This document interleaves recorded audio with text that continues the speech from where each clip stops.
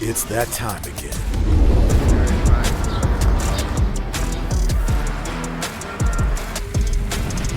Welcome to the stage.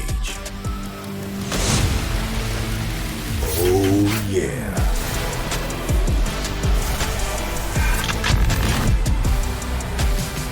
Where energy and creativity collide.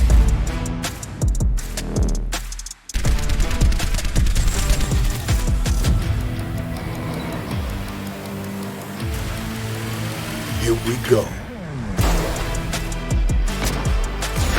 Let's level up. Make this something to remember.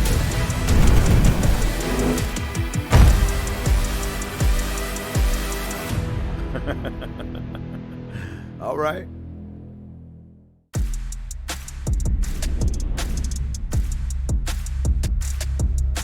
Hello everybody, and man, I have been waiting all season to say this, but it is officially playoff time here at the NACE Star League 2022 fall season. And oh my goodness, what a season it has been. But we are down to the final 16 teams here, Dak. These games are going to be fantastic. I can't wait. How are you feeling, brother?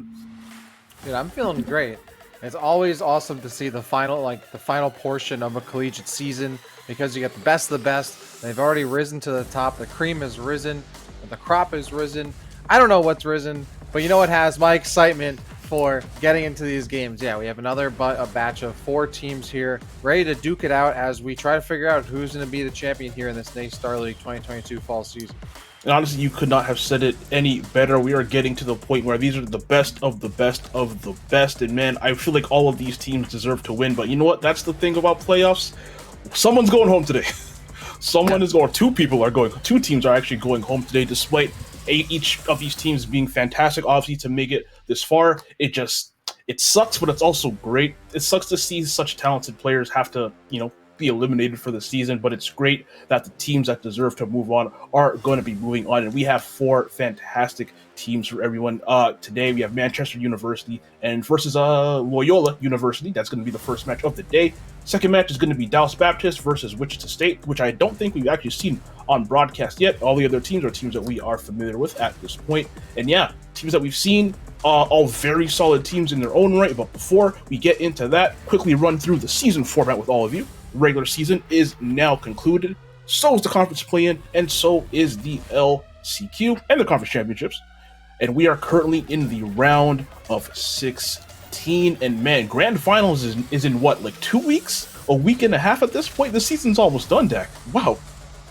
Yeah, it's pretty much a week and a half away from now, which is kind of crazy how far we've come as we started things off. And to kick things off today, as you mentioned, we do have Manchester University versus Loyola University out of New Orleans. That'll be our first match to kick things off. We've seen Manchester before. They took out Shawnee State in a 2-1 victory in week 7.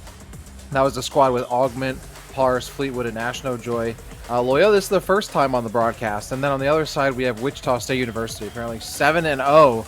We have not seen them on the show before, but we have seen Dallas Baptist. In fact, this will be their 3rd outing on the broadcast. Both of those times were losses. We had a week 2 loss for them against Lubbock Christian University, and then they just recently lost to Michigan Tech in the LCQ1. So this is Dallas Baptist potentially final opportunity here to get the final opportunity to avoid a loss, essentially. They want to make sure that not only not lose here to stay alive, but also don't take, an 0-3 on broadcast. But certainly a solid batch of teams here, and all of these teams, not just tonight, but all the teams still alive in the postseason are competing for those big scholarship prizes. Of course, you have 2K for first, 1K for second, 500 for third. These players have been fighting for that, and of course for bragging rights, for dubs against these other teams. A lot on the line here as we move forward in our round of 16. And yeah, you know what? Like, the money is nice, the bragging rights are nice, but I feel like just being able to represent your school on the grand stage like this, putting a lot of your team, all your smaller schools on the map, and just repping hard for your region is going to be really, really interesting and really, really cool for a lot of these teams. And here is the bracket for the rest of the playoffs. And there you see we have 16, I guess now 15 teams left, as we see Michigan Technology University actually is in the second round already. But yeah. a ton of good teams, a ton of teams that we've already seen. I'm seeing Northwood up there, a team I think both of us imagine to make it really far. Wichita State University, we see down there, they're also 7-0 on the season. And I think, man, right now, those two, if things go perfectly, I think those two are on a collision course right here, Northwood and Wichita. Yeah, just looking at this, I think they're the number 1 and 2 seeds, so would not be surprised if those are the two final teams. We might see, Guam make it far. We saw them pretty recently in the past couple of weeks. Shenandoah, another familiar team as well. Kaiser University, they've done well on stream. So Oakland still surviving. LCU, we just talked about. And yeah, this is a single elimination playoff, so it comes all down to this, right? Like, this is essentially it. You don't have any last chances. And to compete in the chance for making it past round 16, of course, you got to be playing some regular crew battles here at the NACE Star League. You all know the format. Teams of 4 competing in a crew battle. Stocks carry over from player to player, and it's a best of 3. So each team, they have 3 stocks per player, 4 players per team for a total of 12 stocks. First team to lose all 12 stocks is out of here. And they got to do that in a best of 3 format. So these teams are certainly familiar with that. I'm sure you all are as well. And we love casting crews. Crews is, the mainstay in the Smash collegiate scene, and it's certainly one of our favorite parts of the Smash scene. So we're happy we're still casting more of that, but we just have a few more rounds to go. Round of 16, then it's round of 8, round of 4, and we're pretty much right there at the end. If it all comes down to this, and like you said, those finals, the in-person LAN finals are less than essentially 2 weeks, 2.5 weeks away here, pretty much. And yeah, that grand final is going to be incredible. I believe it's going to be held at Villanova University over in Philadelphia, so that's going to be really huge as well. It's going to be good to see how these teams do in that offline environment. That me and you both know. Online Smash Ultimate, not the greatest environment. Sometimes there's a lot of jank that kind of gets by that wouldn't fly offline. So I'm going to be really interested to see how these teams compare to online versus offline. One school I am actually going to be looking very closely at, not here today, but Guam University. We actually discussed them the last time we saw them. They're a team that's way out there, so they're used to playing teams that are, very far away from them. So if they do end up making it to that grand finals, I'm really interested to see how they perform, but obviously don't want to get too far ahead of myself. We still have these 2 matches today. Once again, Manchester University and Loyola University are the first 2 matches of the day. And we did our predictions earlier, I believe. I think I took Manchester. I'm pretty sure I took Manchester. I think we both took Manchester, actually. Yeah. And we do see the rosters here. We see Augment, the Terry, Pars, the Kazuya. Fleetwood is going to be playing Steve, a very dangerous character, and Ash No Joy going to be playing the Villager, a very dangerous Villager there too. And over on the other side, on the Loyola University, we have Kmart going to be playing Rosalina, Moonlight playing Bayonetta, Booski with the Olimar, and Jeep with the Luigi. Just looking at the rosters right here, one side, very meta. Manchester, Terry, Kazuya, Steve, Villager, not super meta, but Ash No Joy is a really, really, really good character. And looking on the side of Loyola University, we're playing a lot of characters that have a bit of sauce, but kind of need a little bit of jank in order to beat someone. Luigi, we're going to see Jeep looking for a lot of grab combos. We're going to see, Olimar's a pretty straightforward character, but Rosalina needs to do a lot of trickery with the Luba. Bayonetta, a character that's going to rack up a ton of damage, but has to get a bit creative with the kills if that back air isn't landing. On the other side, Manchester, Terry, Kazuya, Steve are going to touch you at 0, and your stock is potentially forfeit at that point. And Villager's just a solid character all around, so it can be cool to see how one really meta team goes up against a not so meta team.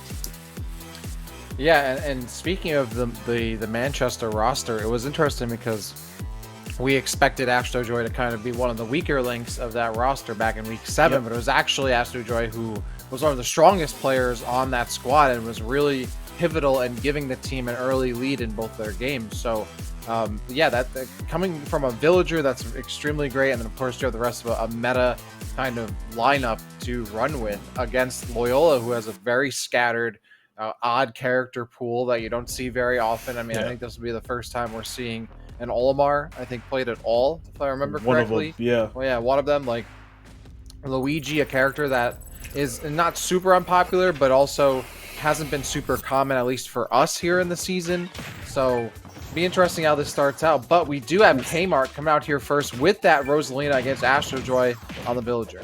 and I'm feeling like if I am Ash, this is probably the one character I absolutely did not want to fight looking at that Loyola University roster.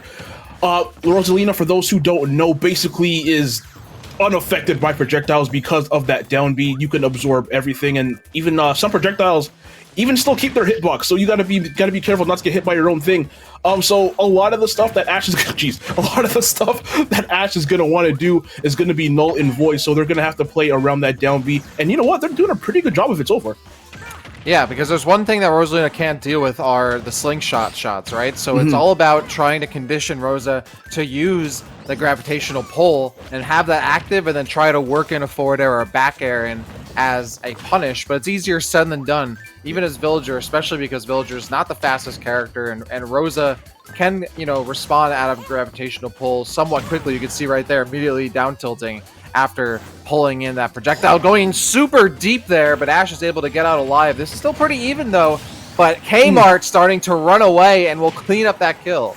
Yeah, right on cue, getting that jab, and like you saw right there, it will KO you in that bowling ball, man. That's just so unfortunate for Ash. I said it earlier, I feel like out of everybody on the Loyola roster, this is probably the person they wanted to fight the absolute least. Like, all the tools, well, maybe not that tool, but most of the tools that Villager has. Like I said, the Lloyd Rocket has not been a factor, the pot has not been a factor, bowling ball not really a factor either. So yeah, Ash being very creative with what they want to do. You said it earlier, Dak, that slingshot is probably the one thing Rosalina can't really deal with effectively, and I think Ash has been using that to its full potential here. Pretty much what you have to be doing here, and as now starting to get battered back a little bit here is Kmart establishing about a 40% lead on Ashnojoy and starting to stack it up a little bit. You can see Ash is trying to stick towards the platform as often as possible just because Kmart really has full ground control here, but Kmart has no problem sharking through the platforms, playing it really slow, letting Ashnojoy come to them. And so in that way, it's really difficult for Ash to come back from this deficit until you get hit with a bowling ball to the dome. And there's not going to be a gravitational pull coming out just in time. So now all of a sudden, Ash taking the lead and looking for some extra credit. And yeah, missed every single bowling ball prior to that because of that gravitational pull, but got it when it, mattered the absolute most. And now, like you said, Ash already with the lead and lands a second bowling ball right there. Are we going to get a third one? No, but a high recovery that should be punished right there for Ash. Yeah, you can't do that against Ash. You will punish that every single time. Bowling ball again. 2. Not going to get it, but good forward air for Kmart to get back onto the stage, but they need to make up this deficit very, very, very quickly. This match is slowly getting out of hand, and if I'm Kmart, even if I don't win this, I want to get out with I want to at least take one more stock off of Ash here. Oh boy, but with the way Ash is playing, I don't think that's going to happen. Yeah, there's a crazy amount of momentum here for Ash, who's just putting up so many more projectiles than Kmart can really deal with here. Though that is a pretty integral kill there. That's very important to get that, because even if Ash gets this, it'll only be a single stock lead. That said, Ash, again, a statement maker and a tone setter for this Manchester squad so far. Done it previously in prior sets, and at the moment looking to establish a lead early here for Manchester. And man, that roll on the stage was so risky. Almost got hit by that axe from Ash. Yeah, Kmart staying alive at 132%, still very much in this match. And if they could come away with this, I think that is going to be huge for them. Ashnojoy is probably, in my opinion, Manchester's best or second best player. So getting rid of them this early is going to be monumental. But Ash looking to secure a KO right here. And a bit of a risky offstage interaction right there. Another kind of risky interaction right there. But Ash still staying alive. Kmart at 171%. One sweet spot back here at this point in time from Ash should do it. And man, Kmart is being very risky with those on-stage recoveries. And I feel like that might be the thing that bites them in the butt here. I mean, I wouldn't be surprised they're just afraid of getting bowling balled again, like anything to avoid getting hit by that. Though at this point, anything will really kill, so it's probably not something to be too afraid about. Ash still has been unable to confirm this kill. Kmart has full stage control, and Ash has been working from the corner for the past 30 seconds or so, which is making it incredibly difficult to finally find this last kill shot that Kmart is ready to go down to. But so far, Ash has been unable to break their way in, and Kmart's doing a really good job of slowing down the pace and staying alive against this crazy bullet hell that Ash has been putting them through over the past few minutes. And Luma is now down for a couple more seconds. If Ash wants to do anything, this is the time to do it, because that meat shield is now gone. That back throw, that was a no-doubter there from Ash. A bit of a scare for them. Got off to a pretty good start, had a sizable lead. Almost faltered it in the end, but still made it out alive. So that is Manchester University with a 1-stock lead going into game number 2. Now, Loyola's roster, they still got Jeep the Luigi, they still got Boosky the Olimar, they still have Moonlight the Bayonetta. Of those 3, Olimar is by far the most consistent and best character. I think Bayonetta and Luigi both kind of rely on a bit of trickery in order to take consistent stocks, where Olimar is very, straight up. You get hit with like one up smash and you're at 70% before you even realize what's going on. So I'm thinking that might be a decent option here.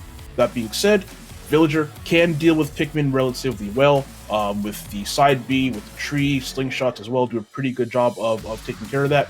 But for just one easy KO, I think Olimar might be the play. If not, I'm leaning towards Bayonetta. Can you grav pull Pikmin? I have no idea. That's what I'm thinking about. Is like, if you can do that, that's gonna be a crazy nuisance. I don't believe you can. I don't think they count as like a true projectile. I think they're really kind of counted as like a character move, right? And should like look that up. Like a disjoint rather than a projectile. So I want to say no, just because off the top of my head, I don't think I've ever really seen that interaction before. Yeah. But yeah, I think Olimar could be a good choice if that's the case. I think Bayonetta would not be bad just because Rose is tall. She's floaty, but she's tall. So Villager. I'm sorry, you're right. Yeah. So, okay, yeah, you're actually sorry. You're going up against the Villager. So yeah, maybe. It's risky. It's risky. Like, Luigi is good if you get that grab, but you're not going to get that grab against Ash. Villager is going to be jumping around everywhere. Yeah, I think that's going to be an issue. Yeah, maybe you just do go with the Olimar. Like, Villager might be a bit too annoying to land combos with, and just get the initial hit on. But once a Villager kind of gets hit, it's kind of hard for them to break out of that pressure. I think Luigi is a character you want to keep maybe as a big, not a super counter pick option. Like, okay, we need to sweep here. We need like the cheese and get out of this. Olimar, I don't know. None of these characters like really scream like Anchor to me. So I'm like, who do you use at this point? Because who do you want to save for later? I just can, based on matchups, I think I want to save Jeep for Kazuya and for Terry. Again, both very grounded characters. A lot easier to grab than Steve. That's going to be, jumping and minecarding around everywhere, try to get away from you. Again, Olimar, the most consistent character, but that's the character that you have left that has the most consistent KO power. Do you really want to blow that this early? And then you have Bayonetta, who's going to rack some damage like the best of them, but is probably going to get KOs a lot slower than characters like Kazuya, Terry, and Steve are. So like you said, no character on the roster, and all the players are great, by the way, nothing against them. Just all the characters on this roster, it's not the most well-built roster. Typically, you'll see on most rosters, you have those 1 or 2 characters that are, just super good at getting KOs. And I'm not really seeing that right here from Loyola. But, oh man, we are actually getting a Zelda. I'm going to assume that's Moonlight. Yes, it is. Moonlight going with the Zelda, so a little bit more kill power than Bayonetta. And everyone, before we go on, I do have to shout out Extra Life. Join our super team page today and change kids' health to change the future. This would not be possible without them, so shout outs to Extra Life. Let's go back to the match really quick. Yeah, Moonlight with the Zelda, a lot more kill power than Bayonetta. Have that neutral B that can deal with a lot of the projectiles that Villager wants to toss at you, much similar to Rosalina. Projectiles aren't going to be a huge factor here. But you're slower, your neutral isn't as good. I think Villager can kind of take advantage of you a little bit more, but oh no, never mind. Clearly I don't know what I'm talking about. Because right on cue, Moonlight with an unfortunate SD, Ash getting away with murder right there, taking one more stock. Yeah, that was pretty unfortunate. I mean, I have to imagine they just thought they'd get there in time, but that could have been a misinput. But that's exactly what Ash wants here, because now Ash has an opportunity to take potentially one more stock here from Moonlight, and that would be an awesome contribution from Ash, because that'll put them now at getting 4 stocks off the top, right? Like, that would be pretty solid, or 5 stocks actually. So So far, Ash is a really good start. This is what I was alluding to earlier, right? A really solid opening player that just like gives you that lead that you can capitalize on later. Something that we've talked about all season is that a lot of the time it can just come down to who gets the lead first, and then just trading stocks throughout the rest of the crew battle. But Moonlight says no to that, shuts the door, and puts Ash down for the count. So Manchester, with only a single stock lead coming off of the play from Ash No Joy, one of their strongest players. And now it comes down to, well, does Loyola have the better player matchup versus the better character matchup? Like, sure, Manchester has the meta picks, but are their player skill, is that something that's going to match up to what Loyola has? Who, by the way, coming into this, is the stronger team on paper, record-wise, as you can see below. We both went with Manchester, yeah, but Loyola right now, historically, is a stronger team. Ben, yeah, but they are still down a stock, and I hate that Moonlight, unfortunately, took one of their own stocks there, because that's a big difference between going into the next game tied, being down one. Like you said, oftentimes these matches just come down to who gets the lead first, because at that point you can just trade stocks if you're winning, and you're going to be Gucci. I know they would have loved to have that stock back, and just because of, not to harp on the roster again, but because of the kind of inconsistent nature of the roster, I do think it's going to be hard for them to make a to get a lot of momentum. I think Moonlight's going to have to really step it up here, because, Luigi, inconsistent character, Olimar is really good as well, but I think against like a character like Steve, that's going to be kind of problematic for someone like Olimar. So I really think we're going to have to see Moonlight take another 2 to 3 right here if Loyola wants to stay in this. Yeah, I mean, this could be one of those situations where, like, I'm almost more worried for Manchester, because when you see Loyola's character picks, you're like, these might be like character specialists, right? Like, if you're playing Olimar, like you're not, there's not a common character, so it's solid. It's pretty solid chance that you know what you're doing. Yeah. Zelda, Bayonetta, like, again, 2 characters that aren't super popular. You probably know what you're doing with those characters. Whereas you look at Manchester's lineup, it could go either way. They could be just players who know what they're doing and like are strong and happen to be using meta characters, or are using meta characters they know they're strong, and not necessarily because they're character specialists, even though they could. So like for example, like I don't remember Fleetwood being like super dominant on the Steve last time they played. So I mean, I think they even like lost stocks like a Ridley, right? Like, which something should never happen. So like looking at it, like Loyola, I mean, they just had a Rosa on their squad. Like literally, who plays Rosa other than like the Buzz sometimes anymore, right? So like when I look at Loyola's roster, I'm like, there's a reason why they made it so far in this season and had such a good record in the regular season. And I would have to imagine it's because their players individually are really strong and aren't worried about the character matchup. So I still think Loyola might be the favorite coming into this. Of course, Manchester now has the opportunity to counterpick a little bit here, and they are going to bring out the Kazuya. It's going to be Pars coming in next. And then, very solid pick. Kazuya, a character who needs no introduction at all, no matter what percentage you are at. Your stock is in danger. I would imagine we're going to see Moonlight utilize that Phantom quite a bit to try and get this Kazuya off of them. And man, whenever Kazuya lands a grab or something like this, I clench up, because I think you're about to lose your stock. Didn't get the long combo that we're used to, but still got a good 60%. But Moonlight right here, managing to still keep this close. Big whiff punish right there. And yeah, I like what Moonlight's doing, weaving in and out, but gets grabbed that time. Ooh. Beautiful read there from Pars. Wasn't enough to get the KO yet. One hard read should do uppy, and that is going to be first stock to Pars. It's interesting Moonlight would play like that, trying to do a little bit of a dash dance within Kazuya's range. Like, Zelda's just not a character that like relies on those, micro spacing opportunities or like close quarters, like trying to be faster than your opponent, right? Like, Zelda does not have agility, so to try to play that against Kazuya, who wants you to make those mistakes or not have the range to move and punish you for it, it's interesting that Moonlight would kind of play like that at that higher percent. Nonetheless, still has a lot of opportunity to at least take 1 or 2 stocks off of Pars, who is working on cleaning up Moonlight's last stock here, and that might be it. Yeah. And wow, when I said that, I almost kind of said it facetiously, but in fact, that was it. It's Kazuya.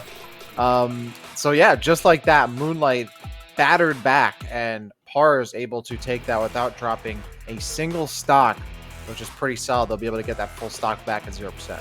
And I go back to that last match with Moonlight, that one stock they SD'd. This is a completely different match if that doesn't happen, because now, assuming that match goes the same way, now you're down, I think 3 instead of being down 2.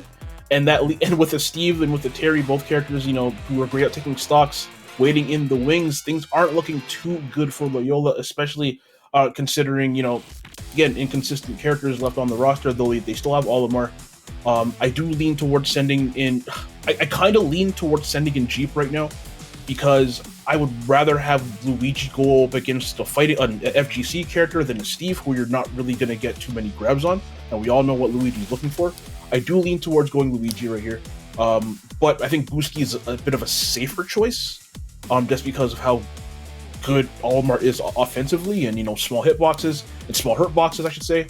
Could kind of get away from some of the Kazuya stuff, but no matter which way they go, it's going to be a big risk for Loyola here. I think you do go with the Olimar, because when I'm thinking, like, Olimar can just spam Pikmin at Kazuya and make it, like, almost super hard to approach at all, and I don't think you're going to be landing a lot of laser shots on Olimar just because of his small hitbox. I mean, sure, I think you still probably get a lot of the follow-ups you would normally get against other characters, but I think overall, it's still going to be a tough time, like, landing the initial hit on Olimar. You might be able to get the extension, but that initial hit's going to be difficult. So I think you do get the Olimar, because then if you do get the Olimar and you get the kill 3 times on Kazuya, then, like, okay, if Augment brings out Terry, the Olimar can do the same kind of work against the Terry. If you bring in the Steve, well, now you have the Steve kind of taken out of that anchor position. And if, the Olimar does great against Steve too, which I think Olimar might not do too bad, because you can just play at a distance and do your own farming and take out blocks from, mid to long range there. I think you do go with that. I think, yeah, the Luigi probably also does, like, not too bad against Kazuya and Terry in this situation, but a bit more of a risk. I do think the Olimar, as you said, is a safer pick here. Yeah, but, either way, no matter which way they go, they are down 3, and they're going to have to step it up if they want a chance to win. After getting off such a, relatively close start, only being down 1, to see that lead grow like that, and to see Pars come in and just dominate Moonlight. Definitely did not expect that in that last game, but we are going to see what the pick for Loyola University is, and they are going to be going with... And they are going with Olimar, like you said. You're going to be able to keep your distance from Kazuya, and you're going to be able to, one of the few characters in the game, I think, that could almost match Kazuya's damage output. Not necessarily the KO output, but you can go hit for hit with this character and rack up, 30-40% off of, like, single interaction. So I do like this pick here. Yeah, Booski, I would hope, is looking to farm purples here, right? That's what keeps Olimar in this. But actually getting a solid amount of hits in on the recovery on Booski as they land a bunch of lasers, and that's going to kill. No way. I mean, that is also a drawback here. Olimar not very heavy, so going to die earlier to these extensions. Oh, I love that, the down air to get a irregular way of finishing off that combo. And now looking to stack it up, still at 127 on this first stock, mixes the landing, another laser, and just the spacing so far has been perfect for Pars. Though that will land the back air from Booski. That purple almost getting into the upbeat trading, and I believe Pars should still be able to get back, but Booski only able to do enough to just deal more damage. Can't actually get the kill. The electric lands. No way! There is no way. Pars gets that confirmed. Booski dies again, and now it is 9-4 here for Manchester. And just like that, oh no, stop it. Just like that, this match has gone completely off the rails. I swear, everybody, if you are just tuning in, I promise you this game was close like 5 minutes ago, as we see Booski finally manage to take a stock. Pars playing like an absolute madman right now.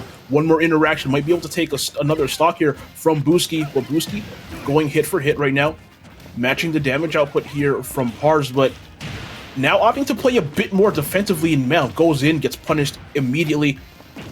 Waits for that roll. Okay, no, this is your opportunity here. I was expecting Booski to be a bit more aggressive against Pars off stage. I expected to maybe a down air or something like that, just to avoid, or just to make sure they don't come back. But Booski playing it a bit safe.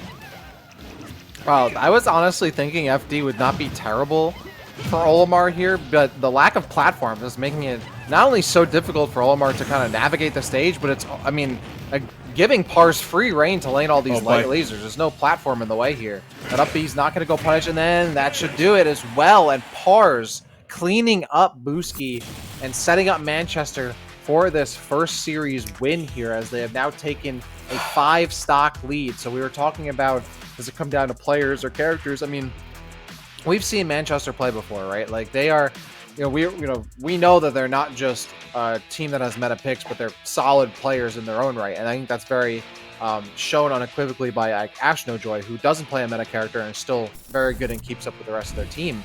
But Loyola, I mean, maybe this is an example of a team here where they were able to make it through the regular season because, not every team you play might have the matchup knowledge, and you might just be the better team in your conference. But when you're getting to all the best teams in all the conferences, you can't just have player skill or character skill. It has to be both. And at the end of the day, Manchester just has the better matchup spreads, has the better characters here. And when you have a Kazuya who is landing their hits, who is getting these kills, I mean, also Loyola has like kind of a light roster too, right? Like Rosa, Olimar, Luigi's not that, I mean, not middleweight, Zelda, Bayonetta, middleweight characters. And then you have 2 lightweight characters. You don't have any heavies. You don't have even like higher tier heavies like a Snake or a Wario or anything like that, or a Kazuya to kind of tank a lot of these hits. And Manchester right now is running away with it, looking to just secure their place in the round of 8. No questions asked. Let's get it done with and move on. And so far, they're looking to do just that. And Loyola is only down to Jeep, who will most likely be playing Luigi. And you know what? Dak? If there's any character that can come back that isn't like a Steve or a Kazuya, honestly, I think it's Luigi. I think it's Luigi. If you're unfamiliar with how this character works, we're gonna see Jeep go for a lot of grabs. A lot of grabs, because if you get grabbed at like 0 to 10%, as almost any character in this game, you will die to a Luigi combo if they don't drop it. And you know what? All Jeep needs is to get 2 of those. Get 2. It sounds easy. It's not as easy as it looks. But all you have to do is get 2 to make it out of this match against Pars, and then you got to do it a couple more times against a character like Steve, which might be, a bit more difficult.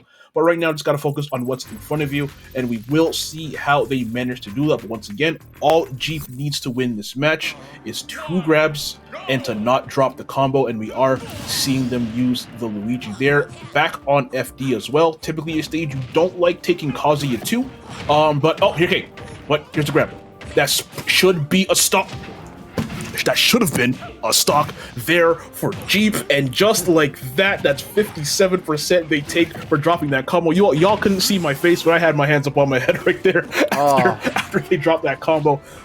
Oh, and the Smash Gods right now not looking in Jeep's favor, missing a few uppies. I thought they were gonna go for another one right there. I should see a down throw. Yeah, man. See, this is the interesting thing about both these characters, that at a certain amount of time, they're both Touch of Death characters. The problem is that Luigi's Touch of Death stuff stops working at high percent. Kazuya's does not. Kazuya's pretty much always works, right? Like, you can always figure out a way to secure some kind of crazy kill, even at higher percents. Luigi doesn't have that same consistency, and I think that's going to kind of bite Jeep in the behind, at least as we get deeper into the final portion of this game 1. Now, Jeep will get that first stock, and now critical that they land one of these combos, but so far is now 0 for 3, 0 for 4, and landing a clean grab combo, and all Pars needs to do, really, is get 1 stock and to set the rest of this team up for success. I think right now, with the amount of rage and the that Luigi is at, and at the amount of percent that Pars is at, I think, though, I don't know if those combos are still going to work. You might have to do like down throw into straight up B or something like that, as we do see Pars take that stock. And you know what, Dak, you brought up a really good point. Luigi can only 0 to death you. Who thought he was dead? Only 0 to death you for a very brief window, where Kazuya doesn't really matter what percent you're at. He has about 7 to 8 moves that'll probably KO you at around 100%, if not less than that. So things not looking too great here for Jeep, as again they're getting some of the grabs that they want, but just have not been able to land those combos. Don't know if that's a nerves thing. Don't know if that's a Smash Online type of thing. But hey, either way, not looking too good for them.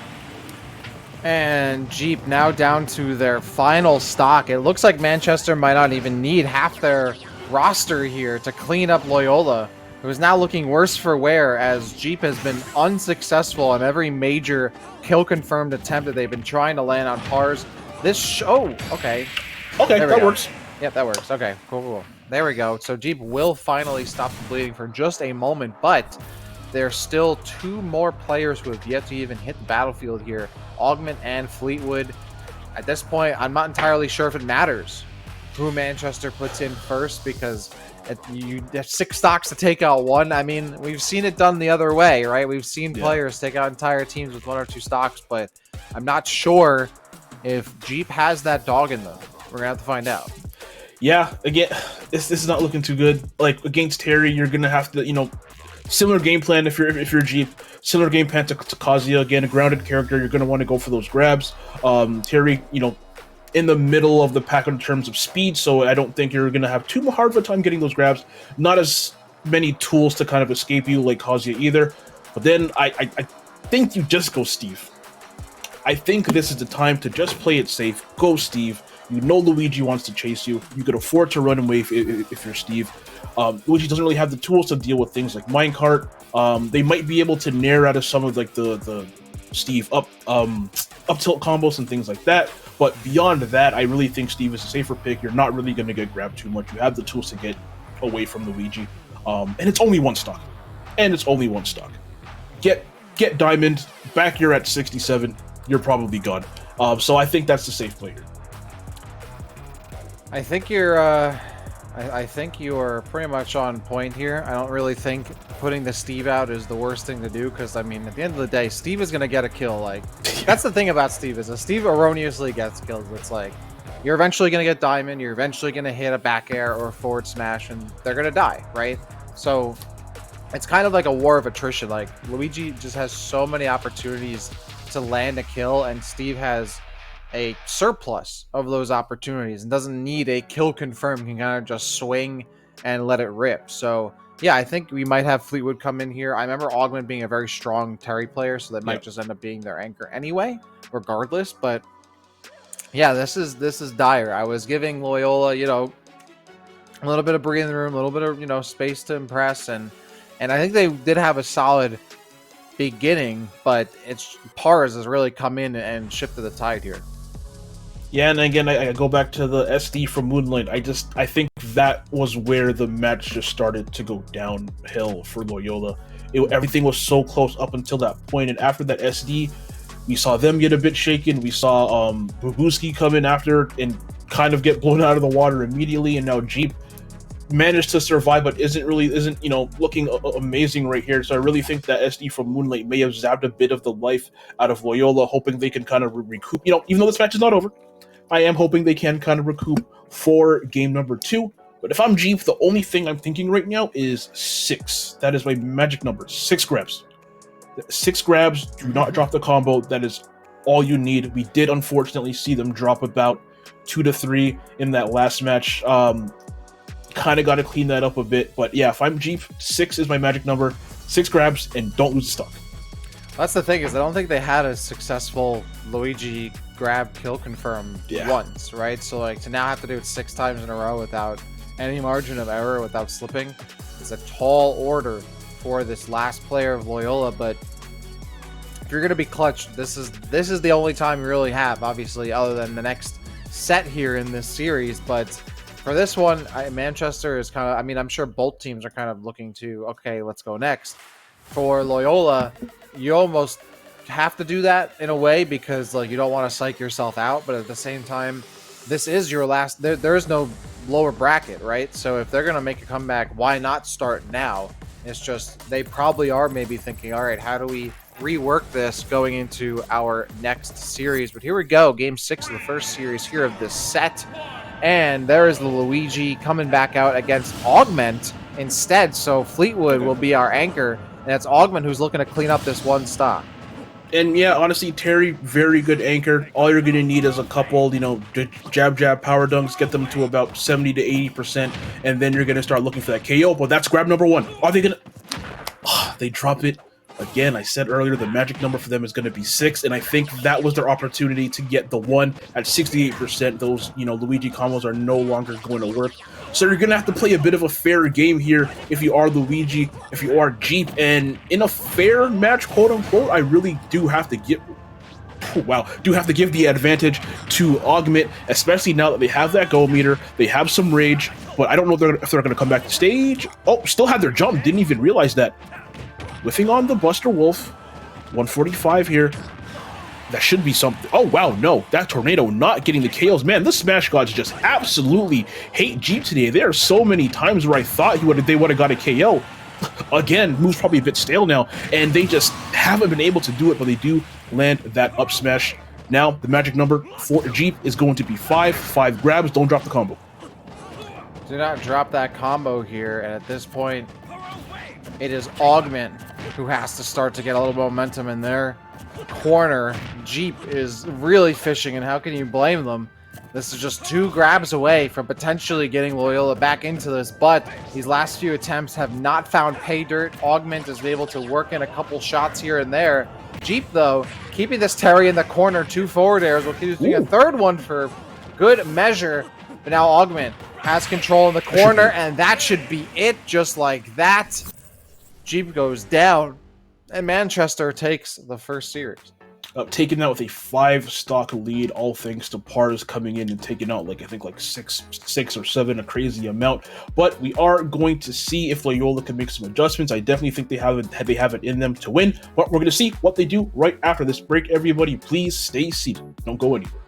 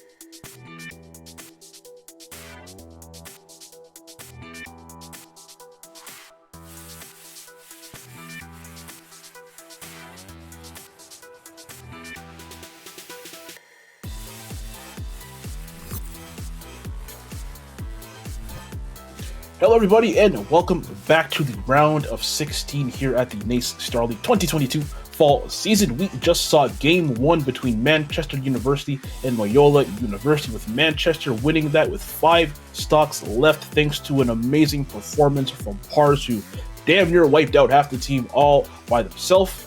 I'm hoping Loyola could, made some adjustments. They thought about stuff in that 5-minute break, because you know what? I do think they have a chance. I even though that was a 5-stock game, I really think if they kind of win the mental battle with themselves, I really feel like they can take it. Because again, after that SD from Moonlight, I think that's just where things just kind of went off the rails for them. I think that just took the wind out of their sails. But I think in that 5-minute gap, they had a break. They can clear their minds, and I really think they're able to do this. They are able to do this. Yeah, I mean, right now our predictions are feeling pretty good, so that I'm okay with. Yeah, this is going to be tough for Loyola, because this is, again, not a situation where they can really counterpick the other team very hard. Yeah. And speaking of Pars, earlier, Pars will be starting out on the Kazuya to lead into this second series of the set. And then we have Moonlight coming in as the Zelda. So Manchester clearly taking a hint here. They're like, okay, Par just did a crazy amount of work for us. We're just going to put him in first and have him do as much damage as possible, and then we'll clean up the rest. And would not be surprised if Ash No Joy comes in right after them and kind of flips the beginning of this team. So far, Loyola just has not been able to find a clean answer to this Kazuya, right? And no matter what kind of work you do, against the Villager or even the Terry, you still have a Steve waiting in the wings, but these very meta characters and the strong players piloting them have just been something that Loyola does not have an answer to so far. And I think it all falls back to, again, I hate harping on characters, but I really think it falls back to the team makeup of Loyola University. Just none of the characters there are really consistent. Luigi, we saw what happens to Luigi if they're not getting grabs. There's not much for that character to really do other than go for hard reads. Rosalina, solid character, but it's just so light that against characters like Kazuya or Steve, who KO heavies at like 70%, you're not going to have too much survivability there if you're Rosalina. We saw the Zelda there, who again has some kill power, but it's just so slow and so easy to read oftentimes that you're just going to get out-buttoned sometimes. Other characters just have better buttons than you, which is a bit unfortunate. And if Moonlight does go Bayonetta, you can rack up damage like the best of them, but you're not going to get consistent KOs. And I really think having maybe 1 or 2 characters like that on your team, you can kind of get away with it if the rest of your team is if the roster is good. But having really 3 inconsistent characters, I feel like, on your team is really biting Loyola in the butt, despite each one of these players being fantastic. And then on Manchester, you have really 3 very consistent characters in Terry, Kazi, and Steve, who are never really going to struggle to get KOs, and then Villager, who can, but in the hands of Ash has been incredibly deadly. And I think that's what it's coming down to here, Dak. Yeah, I think you're right on the money there. Like, at this stage in the game, like, you can get away with having your character specialist here and there, but you got to have strong meta picks as well. Characters that can hard counter pick or just win a lot of matchups outright to get you out of these bad situations where you're forced to put out a character and now the other team can counter pick you and vice versa. And a team like Loyola doesn't have that. They don't have like 1 or 2 meta picks they can fall back on. Even with your character specialists, like, sure, you can matchup check some teams, but there are, especially in this game, there are a lot of characters that can kind of just like ignore some matchups because they're just such a good character. You don't really necessarily need to know the matchup. You just have to know your character's portion of it. So I wouldn't be surprised if that's really what Manchester's kind of working with here by putting Kazuya out first, because by having Pars out first, like, this Kazuya can probably deal with any character that Loyola plans on throwing at them. Manchester knows what the character pool is for Loyola, so why not put out Kazuya, who doesn't necessarily get hard counterpicked or hard blocked out by any 4 of Loyola's characters. And yeah, we saw what Pars did last match. As you see, didn't get that grab combo. We did see what Pars did last match. Took out, 6 or 7 stocks. It felt like all by themselves, and almost took another one right there if that uppercut managed to hit. But yeah, I do like sending in Pars early. You want to set the tone as quickly as you can. You want to potentially try to build up like a, maybe 2 stock lead and go from there. But man, Moonlight has something to say about that. Actually, oh wow. was doing relatively well up until that point. They did get KO'd there. They do lose a stock, and that could potentially have been another one. But I think that little bit of rage that Pars had may have screwed that combo up. But you know what? The thing about Pars and the thing about Kazuya is even if they're dropping combos, they're still doing like 30% to you. Yeah, right. That's such a. I mean, look at. Wow. I just can't believe this character, man. All right, so and just 60% already. You're oh my god. Like I said, yo, even when you're dropping combos, you're still doing stupid amounts of damage when you're playing Kazuya. That's kind of like how Steve is too, right? Like you don't have to necessarily be on point. You just literally just have to land some hits, and you're in the game regardless. Now Moonlight does finally get the kill on Pars, which was probably, you know, anticipated more, you know, quickly or frequently or eventually rather than not, but. Moonlight really needs. I mean, if Moonlight can take one more stock here, that would actually be not too bad by Loyola. Because Pars, remember, Pars was able to do a solid amount of job, but was that I lost only a stock or two before they finally got put down by the last player. So if Pars goes down kind of early here, that's probably going to be because they only got out of this with a single stock rather than two. It's going to come down to this one of these last two interactions. If Pars can land this kill and stay alive in the second stock. Has that Rage Driver probably going to start to see them fish for that grab? That's it right there. Yep. That is it right there. So that second stock, unfortunately, not being taken out from Pars. They still have two left. And man, I think that is a case of, not to take anything away from Pars, but that is just one character having better buttons than another character. I think that's what it came down to. I think both players are playing on equal footing, but yeah, that's just Kazuya can do things like this and touch you at 80, touch you at like 70 and you're dead at 81. That Yep. Sometimes you just get out smash, bro. I don't know how to say it any better way. You get out Tekken sometimes, man. Yeah, like Zelda's playing Smash and Kazuya's playing Tekken. Exactly. Like you're playing different games here, man. And that's when the quicker you realize that you need to pick a character that plays their own game, the better off you'll be. Kazuya's playing Tekken. Steve is playing Minecraft. Like these characters are not playing Smash anymore. They're playing their own game. And the quicker you find a character that is playing their own game, the more success you'll have. Unfortunately, Zelda, not one of those characters. So we'll see. It's interesting we didn't see the Bayonetta come out from Moonlight, which might have, you know, that might have been a good pick actually, aside from going Zelda. Maybe you have the Bayonetta come out first, but a little too late for that. And now it's Rosa, Olimar, Luigi. That's rough. I lean towards Olimar again, but it's like, do you want to burn your one kind of nuke early and potentially lose it, and then be left with Luigi, Rosalina, and Anchor? Again, they both played, you know, Jeep and Kmart played relatively well, but we did see Luigi, we did see Jeep unfortunately drop every single one of their combos that Luigi is known for, and Rosalina just being so light, like your survivability is not going to be very long, especially against Kazuya, who can kill heavies at like 75%, and in Rosalina, one of the bottom like 15 lightest characters in the game, you're going to be dying like 30% earlier than that. So I think Buski right here is maybe the most optimal choice, but we will see who they opt to go with here before game 2 starts, and let's see. It is okay. It's going to be Rosalina. Okay, you know what? You can keep Kazuya out with Luma. You can keep him out with forward air and stuff like that. But you know, it's going to be really interesting to see how they go. But anyways, everybody, before we get on, Duncan, Nate Starley runs on a Duncan. Everyone click on the banner to find a Duncan near you. And man, I really think Loyola is going to need a coffee or two after this match with the way they're kind of getting their butts kicked here. Oh my god. Stop it, please. Got the footstool, but Luma breaks out, or helps break Kmart out just in time. That could have been crazy. This Luma is actually doing a really good job of making this way more difficult for Pars than they would probably normally expect. Ooh, wow. Should be able to get back, but the raid drive is active. Yep. And this is a tough situation now for Pars. Kmart is actually walling out this Kazuya pretty effectively. Yeah, I don't think Rage isn't going to KO. Let me stop talking. Okay, who was about to say Rage? Right. Rage isn't going to KO just yet. Well, that was damn close to it. I think if that was like, you know, if they were a little bit further to the right, that might have actually been a KO at 37%, which is absolutely insane. But there, Kmart lasting a little bit longer. Up B is going to take out Luma. And that grab is going to do it as Pars has now taken out their 4th stock here in this game.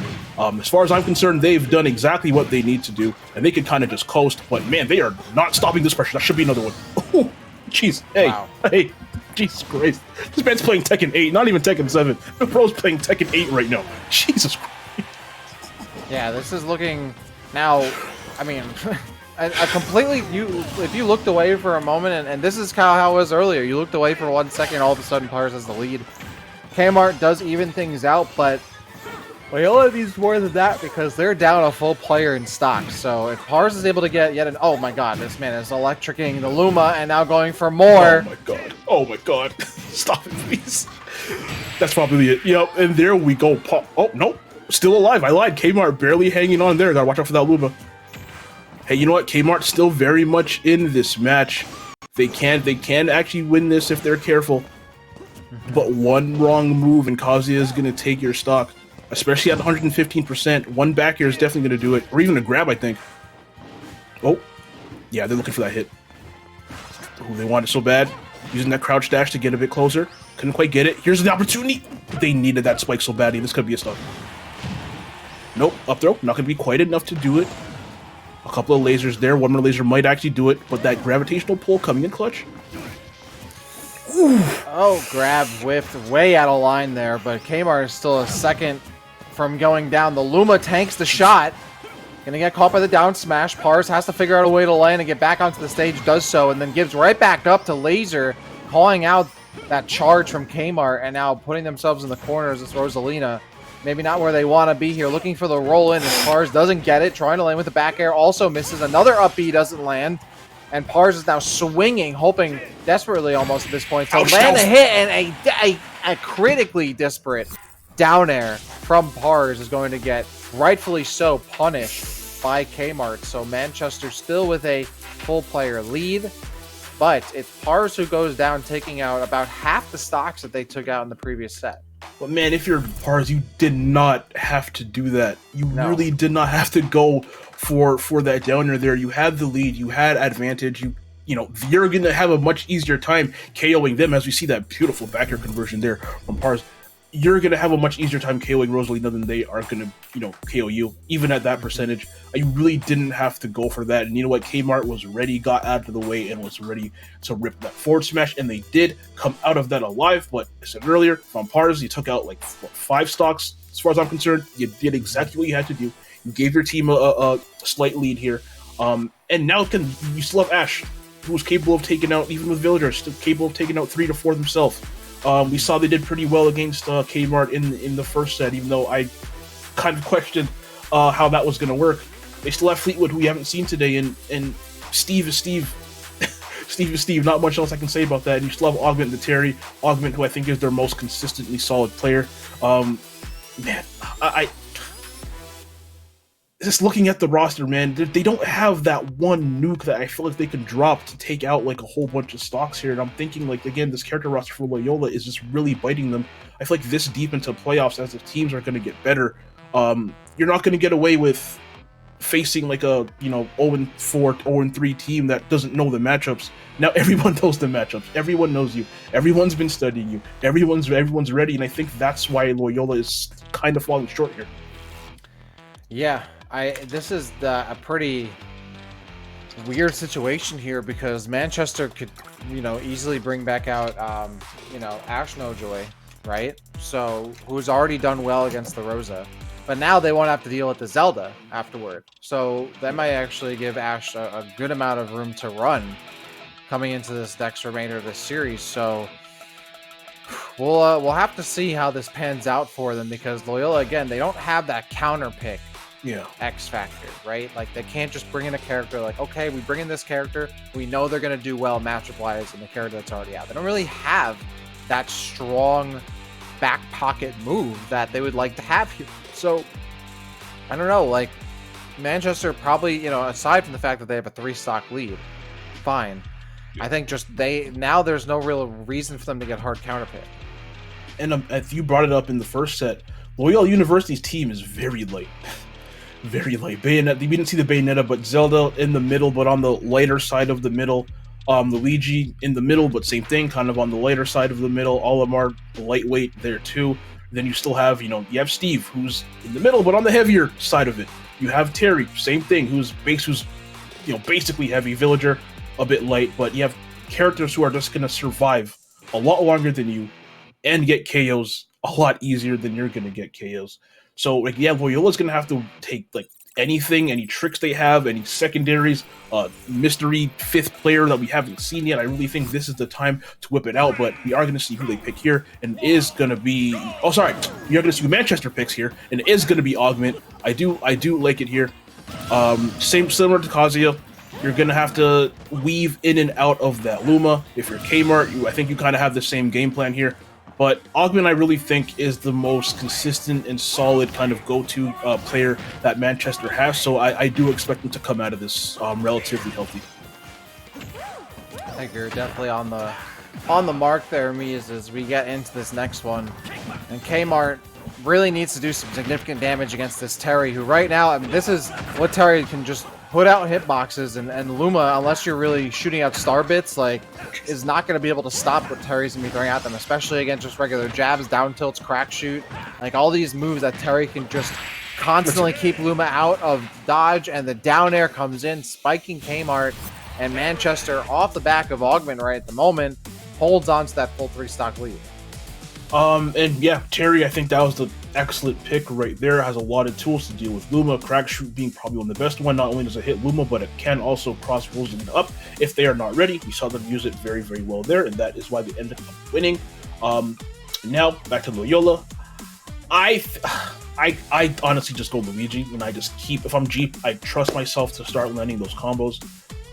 Again, 3 grabs, and you're right back into this match. Just don't drop the combos. And we know that he's capable of getting those grabs. We've seen them get those grabs time and time again. We saw about 3 to 4 of them, if not 5 or more. They just keep dropping those combos, unfortunately. And Luigi is a character where if you force them to play a fair game, quote unquote, they really struggle. They need kind of that cheese in order to be successful. But yeah, Jeep just hasn't been able to land it. On the other side, you have Olimar, consistent, can throw Pikmins, can do a lot of damage to you in no time at all. Very simple, doesn't rely on too much jank. So that might be a safer pick, but I think right now if you're Loyola, you take the risk and you go Jeep and you go Luigi. Yeah, I'm with you right there. Olimar is not really a character that's stable, but is not going to necessarily all of a sudden sweep things here for you and really get you right back in. I think, yeah, you do go with the Luigi. Try to take the lead back, at least even it up, and give Butski some kind of reprieve, right? Instead of being in that anchor position. Then again, Jeep was the anchor last time, and might just be more, comfortable in that position. We'll have to see. Augment on point, and then we still haven't seen Ash No Joy, who was playing very well the previous game. So I'm assuming that really what that was intended to do was to give Ash No Joy a really solid rest of the set, right? To kind of be their sweeper, right? And avoid any potentially annoying matchups that just aren't worth the fight as Villager. So yeah, I think now that Augment is in there as the Terry, Loyola doesn't really have a solid option to go either way. I do think you go with the Luigi. Yeah. Try to get yourself back into it. Yeah, you got to take risks. This is playoffs. You're down 1-0. If you lose, you're gone. I feel this. You don't play safe. You just got to go for it all. You just go Luigi and you play that annoying game that everyone hates to fight against. You just go for the cheese, go for the cheese, go for the cheese. Playing straight up has not worked out for you up until this point. So yeah, you just have to go for all of this. Go for the jank, go for the cheese, go for the annoying stuff. Yeah, people are gonna hate you, but at the end of the day, you're putting yourself in a good position to get that W. But it's just hard for me to bet against Augment ever, because they are just so stable.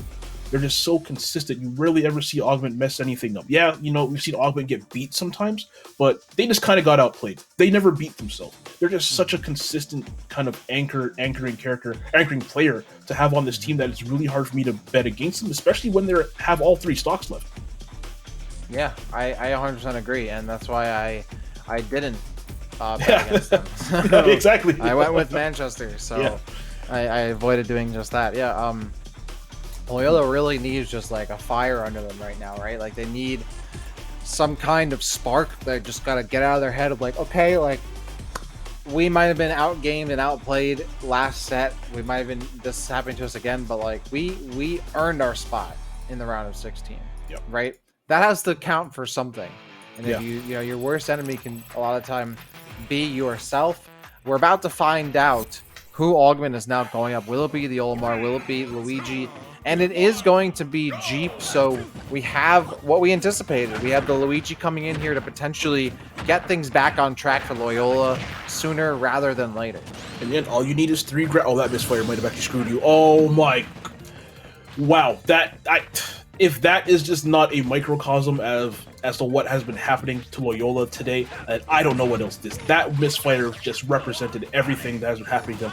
This misfortune, just bad luck, dropped combos, and just even when things seem to be going okay for them, something just tends to go wrong as we finally see that up B there from Jeep. But man, I don't want to say it's too little too late. But man, if that misfire is representative of anything, I really think we just saw Loyola's like last chance fall with that misfire. Oof. I wouldn't count them out just yet, but I definitely agree with stocks being right now 8-5. Augment big on that second stock of there is Jeep. Nice little extension there off of the jab reset. They're gonna move on, but Augment now brings himself back in and on stage, and things are pretty even considering how much firepower Terry has, peppering this Luigi with a bunch of damage at mid-range and then getting in close. And this is almost impossible. Just the down tilt. What is Augment? Oh my god. Is crushing Jeep right now in the corner with those down tilts. That is crazy. And now all of a sudden, Manchester looking to put down Loyola to their last player. And yeah, you know what? Augment looking primed to do that already. 55% here on Jeep's last stock. Oh, whew, that was about to happen again. Already on Jeep's last stock, and those grab combos aren't going to work. We do have up B, which is exactly what they go for. And you know what? Like, yeah, you said it. If they're not actually out of this quite yet, if Jeep can get another grab, yeah, if Jeep can actually get one more grab and take a KO, it's only a one-stock game.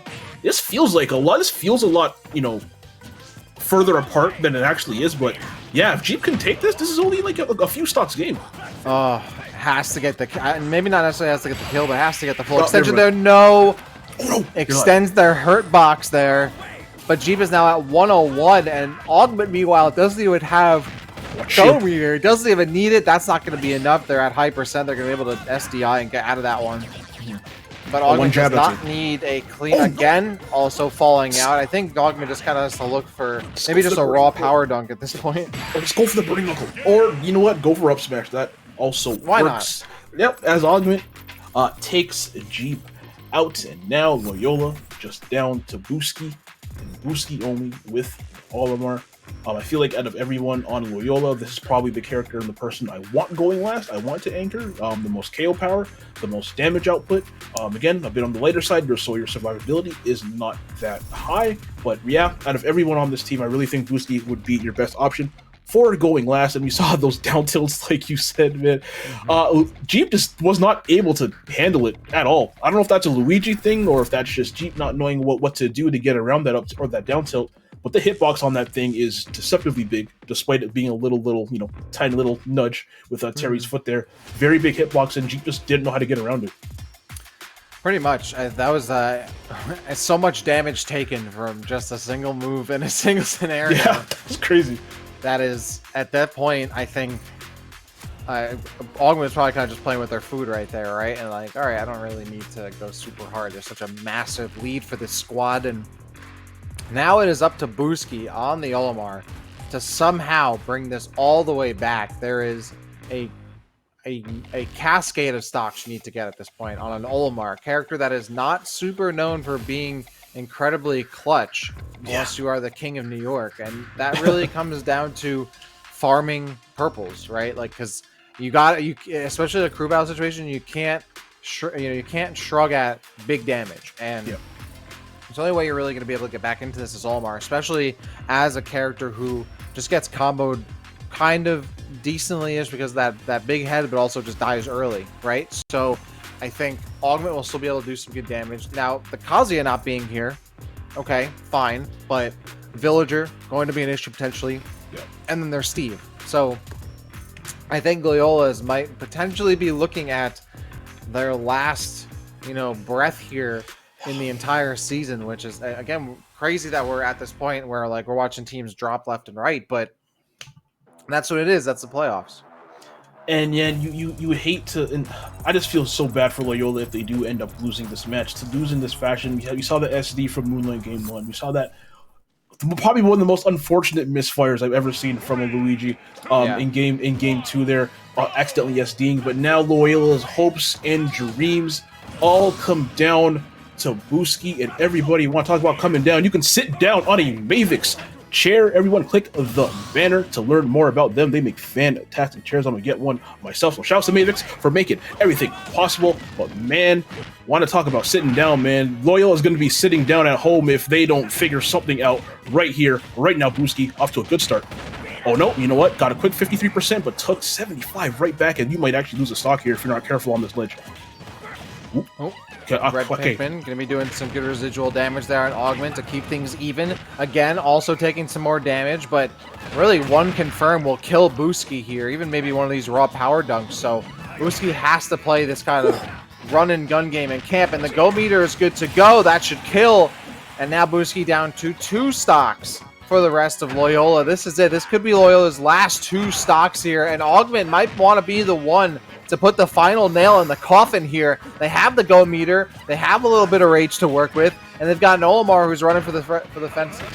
And you know what you said in the beginning, if you're Olimar, you want to farm purples, and I think that's what Booski is trying to do as we see 1 purple finally, but oh my god, Augment is just not giving them the opportunity to do it, and again, keeping them up in the air, can't farm Pikmin in the air, obviously, and Augment just doing a fantastic job of whenever Booski pushes a button they're not supposed to, he's right there with a punish.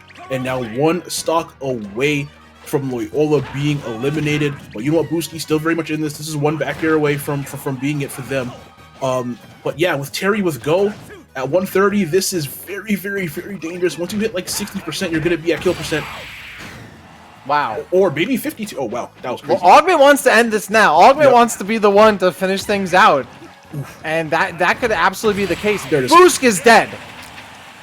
Booski's like dead, Olimar's dead, and unfortunately for Loyola University, their hopes and dreams died along with that Buster Wolf. Everyone, take your hats off to Loyola. They put on quite a show to make it this far in the season, to be, I think 6-1 in the regular season, make it to the round of 16. Hats off to them. Played fantastically, but again, I think in the end, they just kind of came down to their roster not necessarily complementing each other very well. And Manchester University is 4 solid players, 4 solid characters. They had that consistency that Loyola didn't have, and that's why they are the victors today. That is indeed why it came down to not just character matchups, but player matchups, and on the backs of players like Pars and Ashnojoy and Augment. We didn't even get to see Fleetwood. They got a nice free ride to the round of 8 here, but certainly well earned by their squad. Yeah, this is a team that we have seen. This is now their 2nd win on broadcast.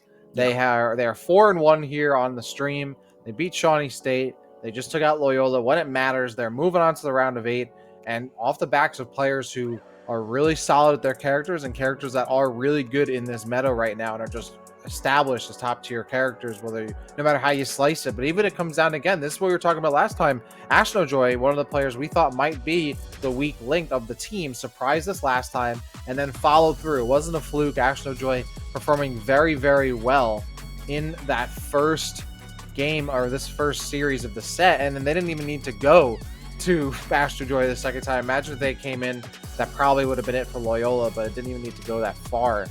Our prediction staying alive here, Mies, which is always great.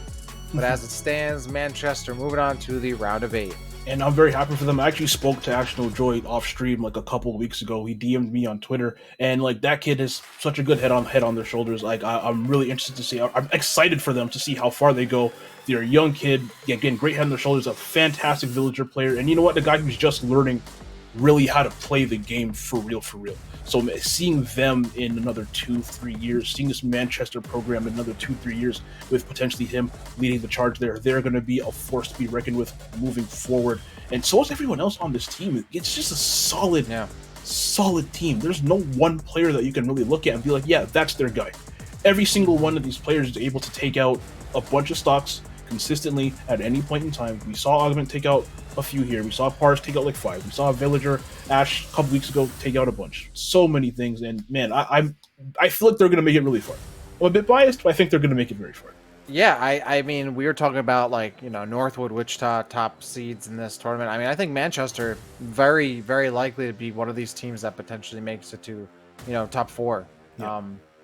and maybe even beyond that, right? Like, they had one of the best records in the regular season, and now we're going to be jumping into an interview with our winning school. We have Augment. Welcome back. We saw you a couple weeks ago. Now you're back. How are you doing, my friend? How are you feeling after moving on to top 8?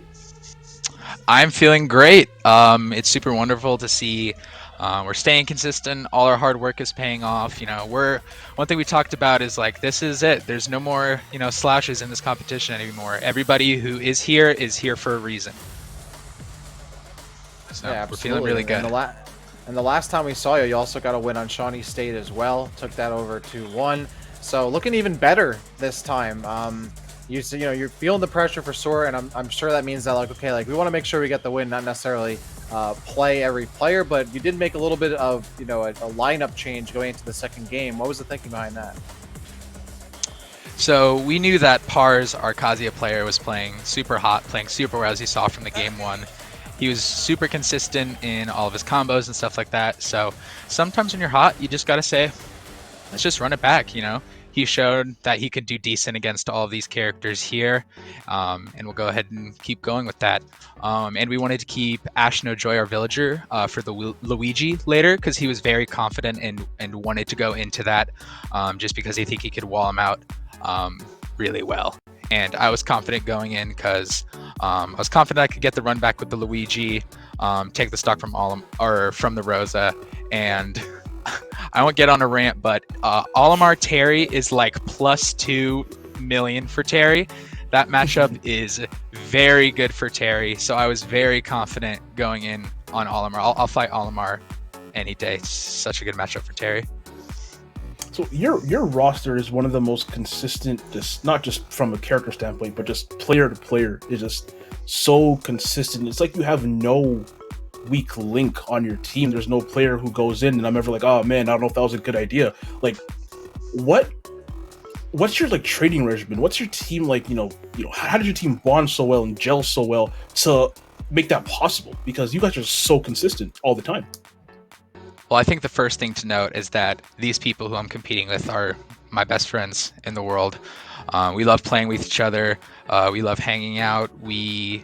Part of like our training is we'll stay in here and play for hours and hours. We travel to locals in our scene together, perform well in those. We just have it's just a cycle of people wanting to get better, us being able to provide each other with the opportunity to get better. And I think we have such a great atmosphere here because like, we're not just a bunch of people playing on the same team. Like we are like a family team. Like we're all here together. And I think that's one thing that has set us apart from many other schools that we've fought in the past, especially when we've competed offline.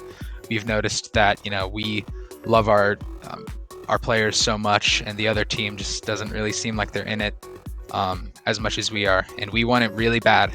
So we are training for how bad that we want it. Yeah, we can definitely tell, and you certainly earned your spot so far. In round of 8, you'll be taking on either LCU or Oakland University, but if you win that, there's a solid chance in the round of 4 that you take on Northwood University, the seed 1 in the bracket. If it does come to that, how are you feeling about that matchup?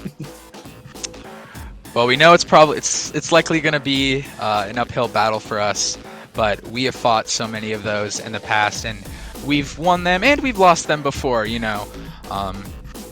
Obviously our goal is to win it all, but as long as we do our best and get as far as we can, I'm pretty satisfied with that. So we're going to train and do our best, and I believe we're the 5th seed too, so we're somebody else pretty high up in this tournament. So upsets can happen. We've seen them happen before, so we'll be training hard to do our best for that. Okay, Augment, we're gonna let you go once again. Congratulations on making it top 8. I believe in you. You're one of my favorite teams left. Also, tell Ash I said hi. Will do. Hey, All right. All right. Take Awesome. it easy, Augment. Thank you very much. That was Augment from Manchester. And you know what? He brought up a really good point that I want to quickly touch on before we go on a break.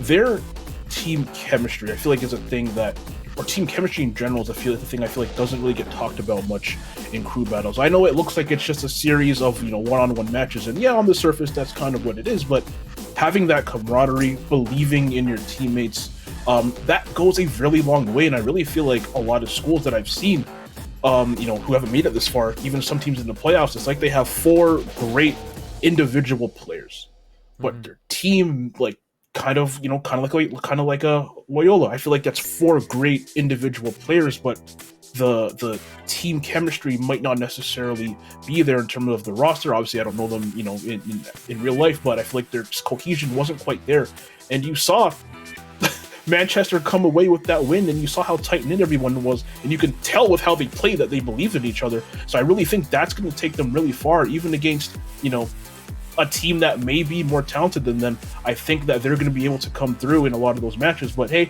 before I ramble on too long, we're going to take a quick break. We do have one more match coming up for everyone today. Do not go anywhere. This is top 16 of NACE Star League, and it is going to get even better from here on out. Everyone stay tuned.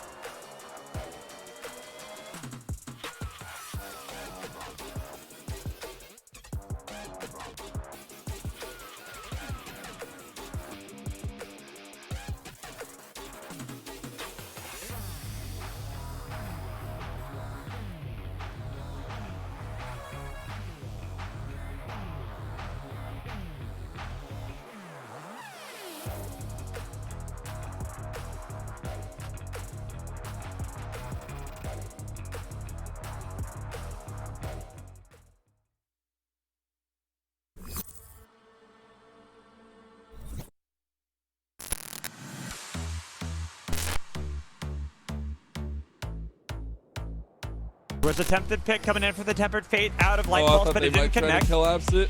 They were looking to see if they can get the pick on a Needs to be newbie. careful. Now Aslak gets flashed on. Here's the true shot barrage. That's the Oh! one. Hard, He no! kills him! Hard is huge. They can't stop him. And Aslak finds Light Pulse. He's in! Oh my god! Hard. Aggressive position up here, and I think of it is used a very awkward way. It might be able to reveal his position, but Scott Flyboy doesn't need to use it now. And somehow, Scott Flyboy is able to take out 4 members. And they've They got him. Samira locked in. Jeff Oh, does no. a lot of damage, but is finally slain by the Ren. A double kill. Gonfun trying to survive, but it should be too much to bear as they lose 4 members. Only the mid laner survives, or does he? Because Lobos wants it. He is on the prowl. That's it. He's hunting down, and it's an ace. That will be game, victory, and series won by Maryville. Ultimately a 1-on-2. Pulling out. Last one alive. That'll be a destroyed rendezvous. They're running out of bullets. They have to make a reloading effort if they want to repeat again, but the office here. Jump for a shot. Bait it out. A beautiful one from Bolo. A 3K. God. Unleashed power, almost getting him. Oh. Hard gets 2. They actually turn it around because they got the solo kill on the other side that helped out. They Now killed each other in bot You lane. gotta kill Gorka. Can you kill Gorka? I don't think so. He's Bam, too bam, low. bam, bam, He's bam. huge. He's throwing those axes and getting a triple kill. I really don't know what all this utility is looking to accomplish, but I guess it's doing it. They're still alive. 1 HP, 1 player, 1 chance to stop and keep this opportunity under their belt. 1 more shot needed. 6 bullets left.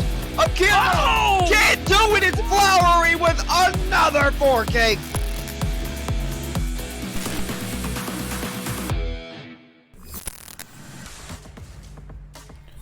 Welcome back, everybody, to the NA Star League 2022 Fall Season Playoffs. We are in the round of 16, and we are into the final stages of a number of these games that we've been running all throughout the past few months.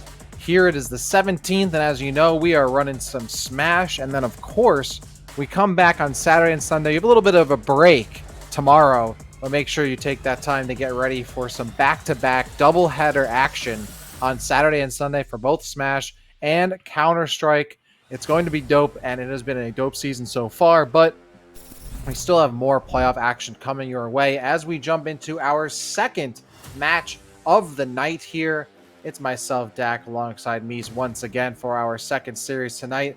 This time between Wichita State and Dallas Baptist University. 2 teams here also trying to stay alive in the playoffs. Wichita State, I believe, the 2nd seed, if I'm not mistaken. Indeed, they are the 2nd seed versus the 15th seed in the bracket. So Dallas Baptist, we've seen them on the broadcast before. In fact, they have lost to Michigan Tech last time. We saw them 2-0 in the first last chance qualifier.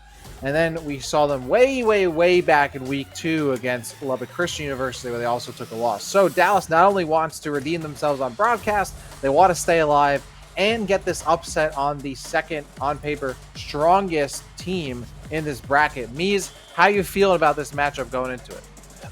This is looking kind of rough for DBU, Wichita State, one of the few undefeated teams we have left. You see that perfect record right below me there, 7-0.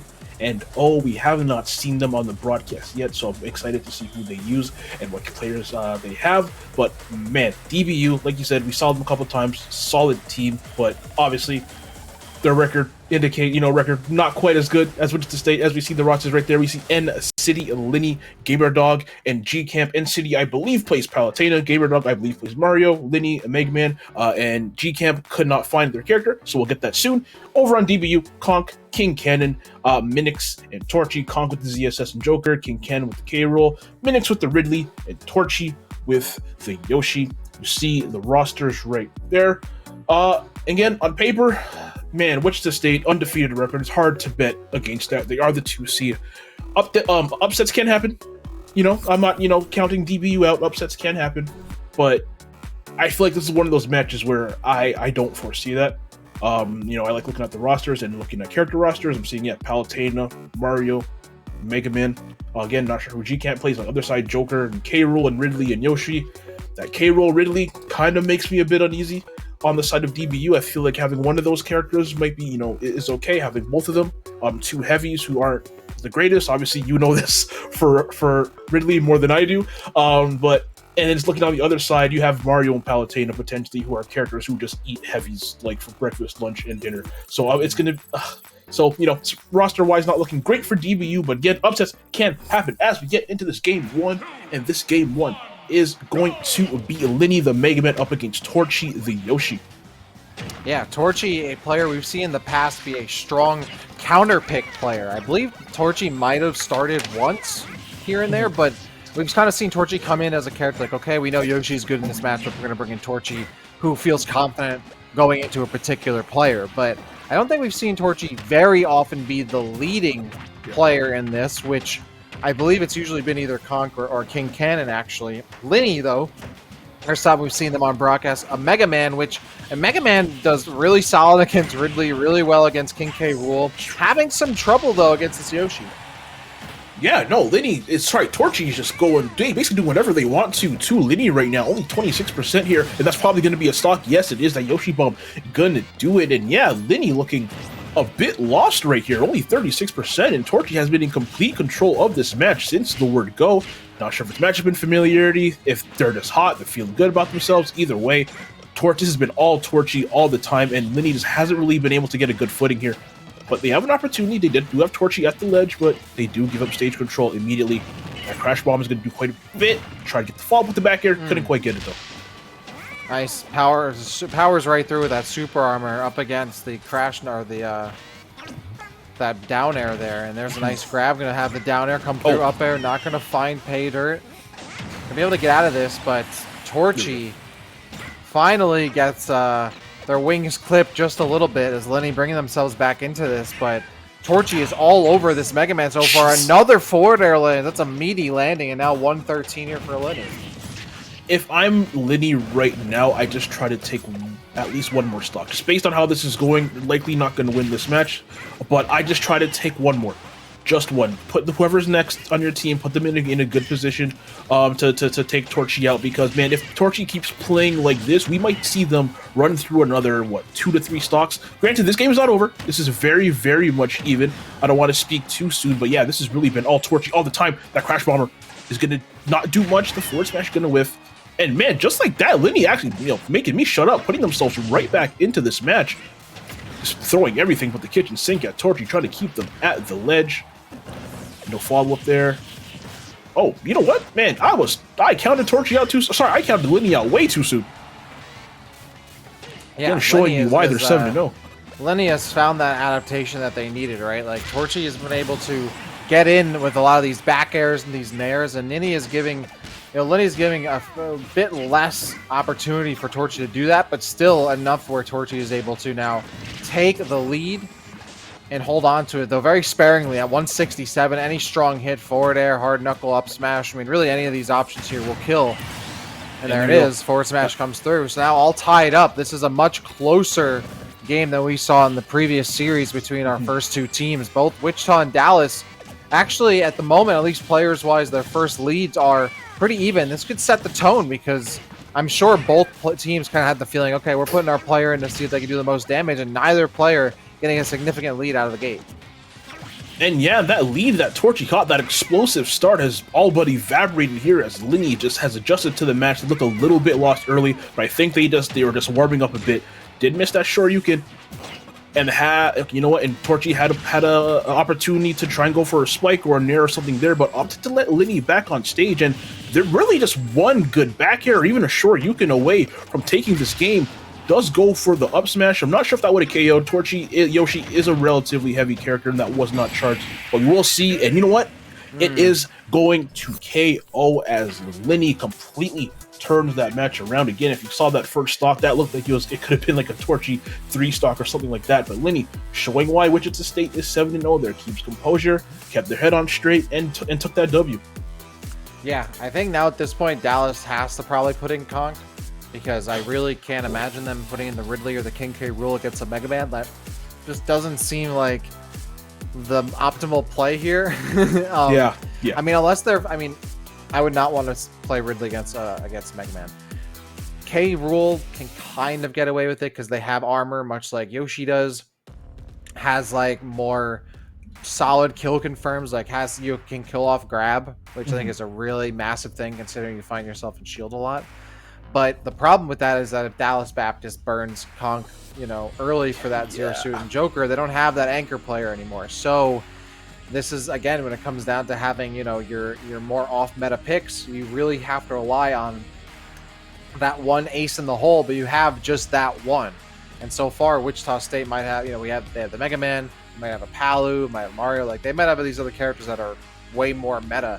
And Mega Man is just might not be the most meta of characters, but it's still a pretty solidly meta character at this point, right? Like is not, a Fox or maybe, an Aegis or anything like that, but it's still a character that has a lot of good top tier talent representation and appears in almost every region. So a character that almost kind of flies under the radar a little bit and maybe don't get as much matchup experience against them compared to some way more popular characters, but still a character that like doesn't necessarily on their end need to know a matchup against like a big character, because like they already know what the game plan is. Like I have a big target, I know how to wall them out.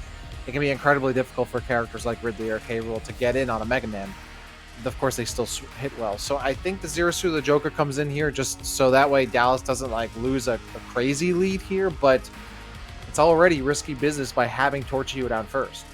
And you know what? Looking at DBU, I think they're going to run into the same issue that we saw from Loyola in the first match, where it's just you're obviously ZSS and Joker are very meta. Yoshi's a very solid character, but in the middle you have those two characters that are very easy to counterpick. And again, looking at Wichita State, if their character roster is what I think it is, like it's gonna be really, really rough after Conk goes down if they do send in Conk here.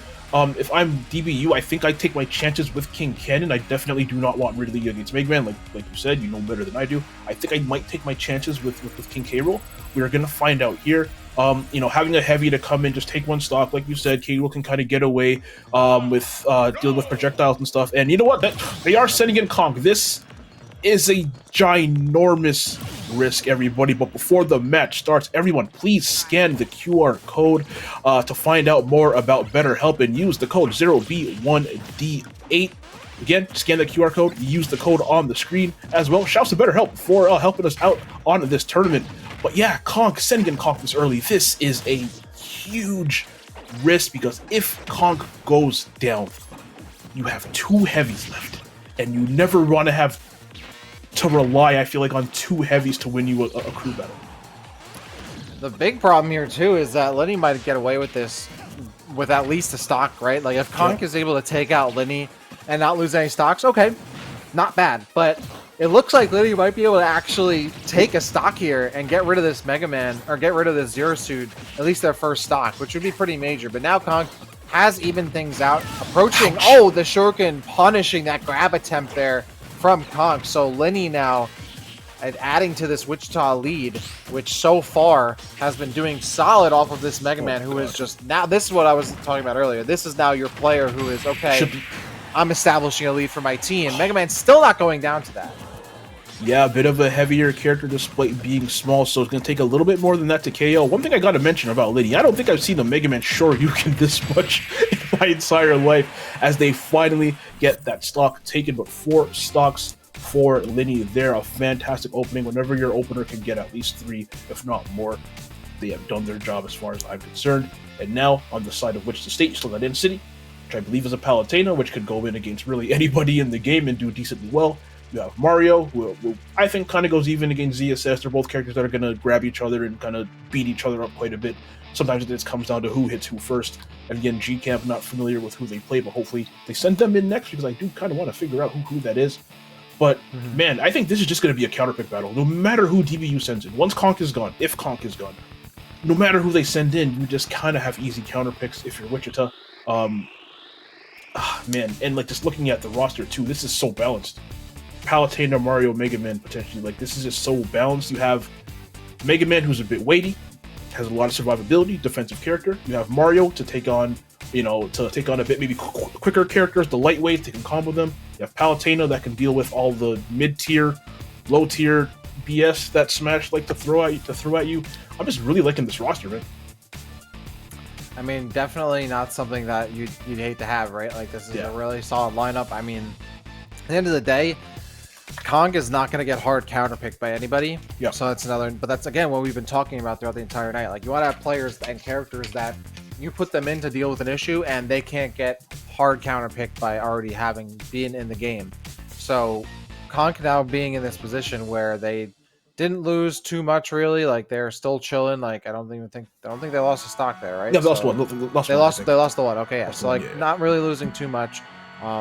Zero Suit Joker, like the Zero Suit that's out, like not a character that's gonna get a hard counterpick. But the second you lose Kong, it really is downhill from there. So this is a critical moment for Dallas to stay in this, to keep Kong alive as long as possible. And I lean towards sending in G Camp, even though I'm not familiar with who they play, because I want to keep Mario and Palutena for the heavies, because again, we both know they completely just decimate almost every character in the game. But we are going to see what the choice is here as we begin Game 3 of set number 2 here today, and that is going to be Palutena. Okay, which to state, sending in N-City the Palutena. Again, a character who you can't really, doesn't really have matchups that are like terrible. Does well against basically everyone in the game, either even or like barely loses, if not just winning outright. And so I do like this pick. It's the safe pick. You don't want to lose your Mario too early, just in case you do got to fight the K. Rool or the Ridley. But the problem with this matchup in particular is that ZSS is way more explosive than Palutena. ZSS is going to rack on a lot of damage very, very quickly.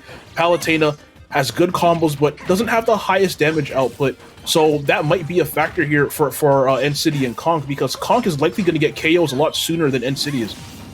Yeah, absolutely. And that's not going to kill, but those confirms are going to work. Whereas like Palu's solid Nair confirms are really out of the question once you get to those higher mid percents. And then yeah, Palu, classically one of the stronger characters in the game that just has trouble killing a lot of the time. So against a character like Zero Suit, who does not have trouble killing and is a lot faster, a lot more slippery, you're going to see this Palu have some trouble as the percents increase. And so far, Kong has really maintained the lead and can kind of set their own pace. Doesn't necessarily have to go crazy and fish for kills here. You know, the kills will come to them. But as I've been saying that, N-City is starting to slowly but surely work their way back, avoiding a lot of these kill confirms that Kong is looking for here, and keeping some solid, range between the two players is what Palutena wants to be, and they want to have that kind of mid-range to keep themselves out. But Kong finally lands that down B that will land with a flip kick, and now N-City 2 stocks to try to take out Kong's 2 stocks.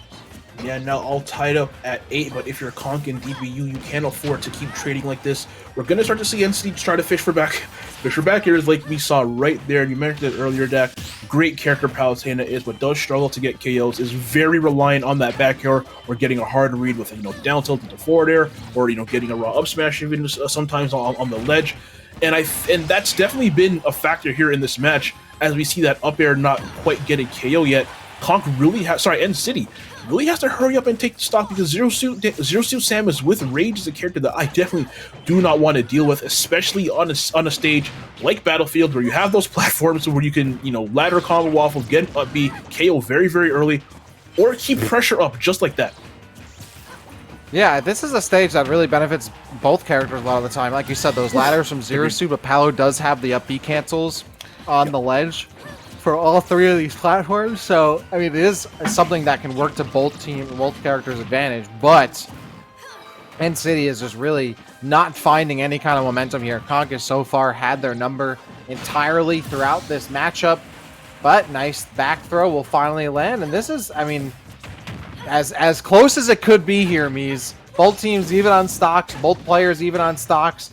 And now, I mean, we were talking about this. This is a critical moment for Dallas to keep themselves in this game. And Kong right now is playing extremely well and wants to come out of this staying alive to give their team a better chance in the second half of this series. Yeah, Kong definitely needs to come out of this, and then whoever, if they do come out of it, whoever Wichita State sends out next, if Kong does make it out, I think Kong is going to have to take off try to take off at least one more stock off after off of whoever that ends up being. But they do got to get out of this one first.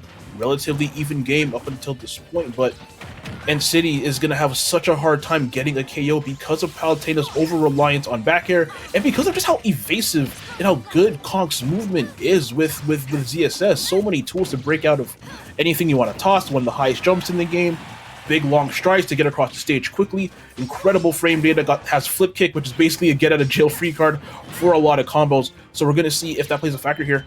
But now, N-City did have Konk on the ledge, but does opt to get them back. One wrong move for N-City is going to spell death. Konk, I think, is going to start to see fishing for back air and forward air to try and get a KO. But are they even going to make it back to the stage? They might not. Oh, there's a flip kick. Oh, this is such a clincher because if N-City comes out on top here, There it it's a is. Palu against a Ridley and a K-Rule, and that will kill the Plasma Whip. Sweet spotted. Will take out N-City, and Konk just barely holds on that last stock to give Dallas Baptist the lead with 7-6 in stocks. And that is exactly what they needed to do. They need to get a big cushion right here. So Konk, I said earlier, if Konk wins, which they did, they need to take off at least one stock off of whoever is coming in next. Because you want to give your heavies at least that 2-stock lead, knowing that we potentially have a Mario and G-Camp, whoever they play, coming up next. But when it's a heavy, it's not too hard to counterpick heavies in this game. So I think Konk needs to take off one more stock to be comfortable. But they came in and did exactly what they needed to do in this situation. And you know what? DPU is looking pretty solid so far. Yeah, this is finally the time here. I'm excited because we were feeling like Wichita kind of had this in the bag, and now Dallas is like, absolutely not. It's not over. This is what it means to have that one specific player or character, at least on your team, that can shift the tide. And Konk right now is that for Dallas Baptist. I'm interested to see what Wichita brings in next because, do you risk maybe bringing in that Mario like you were talking about to be that character to take out the Palutena, knowing that maybe the Palu does pull off the Mario more than you would want, and then making it more difficult for Mario to take on the heavies later. It's always a calculated risk out here in Cruz. We still don't know what I believe G-Camp might run, so that could be the X factor here. Yeah, this even if Konk, like, I love how Konk played, but it's just so hard for me to have faith in having back-to-back heavies, man. Like, K-Rool can do really well in crew battles, like you mentioned, Ridley. This is so easy to counterpick. I feel like they lose so many once again, you know much better than I do. They lose so many matchups. I feel like damn near half the roster of Smash Ultimate could take out Ridley. I think K-Rool you can definitely get away with. Has that belly armor to deal with a lot of BS. Has, Crown, which is a great projectile, but let's see who gets sent in first before we even get ahead of ourselves. And it's going to be Gamer Dog in the Mario. Konk is going to quickly lose those two stocks. This is probably going to be the most even match we see based on character. These are both characters that want to get grabs, want to get in close, will combo you, will grab you and do like 20 to 30% minimum off of each grab. And they're both just characters who rely, I feel like, on those long combos to get KOs. Honestly, after seeing Karama recently, I feel like Mario can get anything done. Basically. There's just all you need is that up air, man. That's it. There it is. That's all you need is that up air. Oh my god, that might have actually killed there. It was either the down air or the up B after another up air, but these tornado finishes that Mario's been going for more recently. Look at that. I mean, a character you don't think is like that fast. Mario, I think, is almost like deceptively fast in this game, and is able to close the gap a lot quicker than you might anticipate. Yeah, it has those short, stubby legs, but this character can definitely move. It has a ton of power as well, as we're seeing right here from GamerDog playing this matchup perfectly.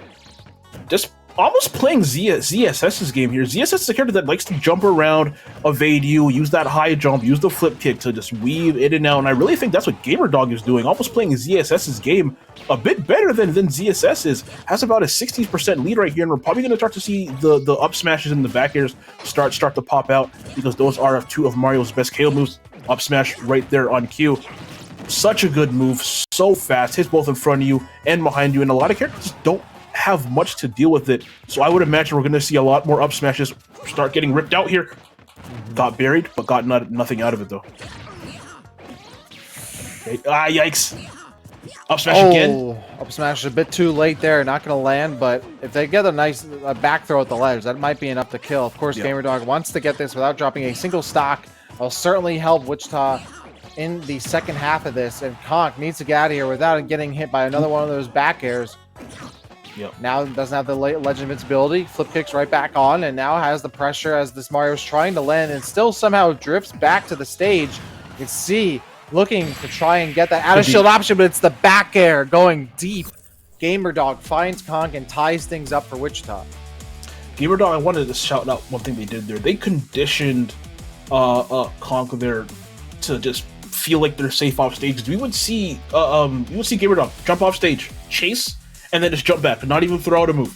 And I feel like that was just them conditioning Conk to feel safe off stage to when they needed to get that KO, like we saw right there.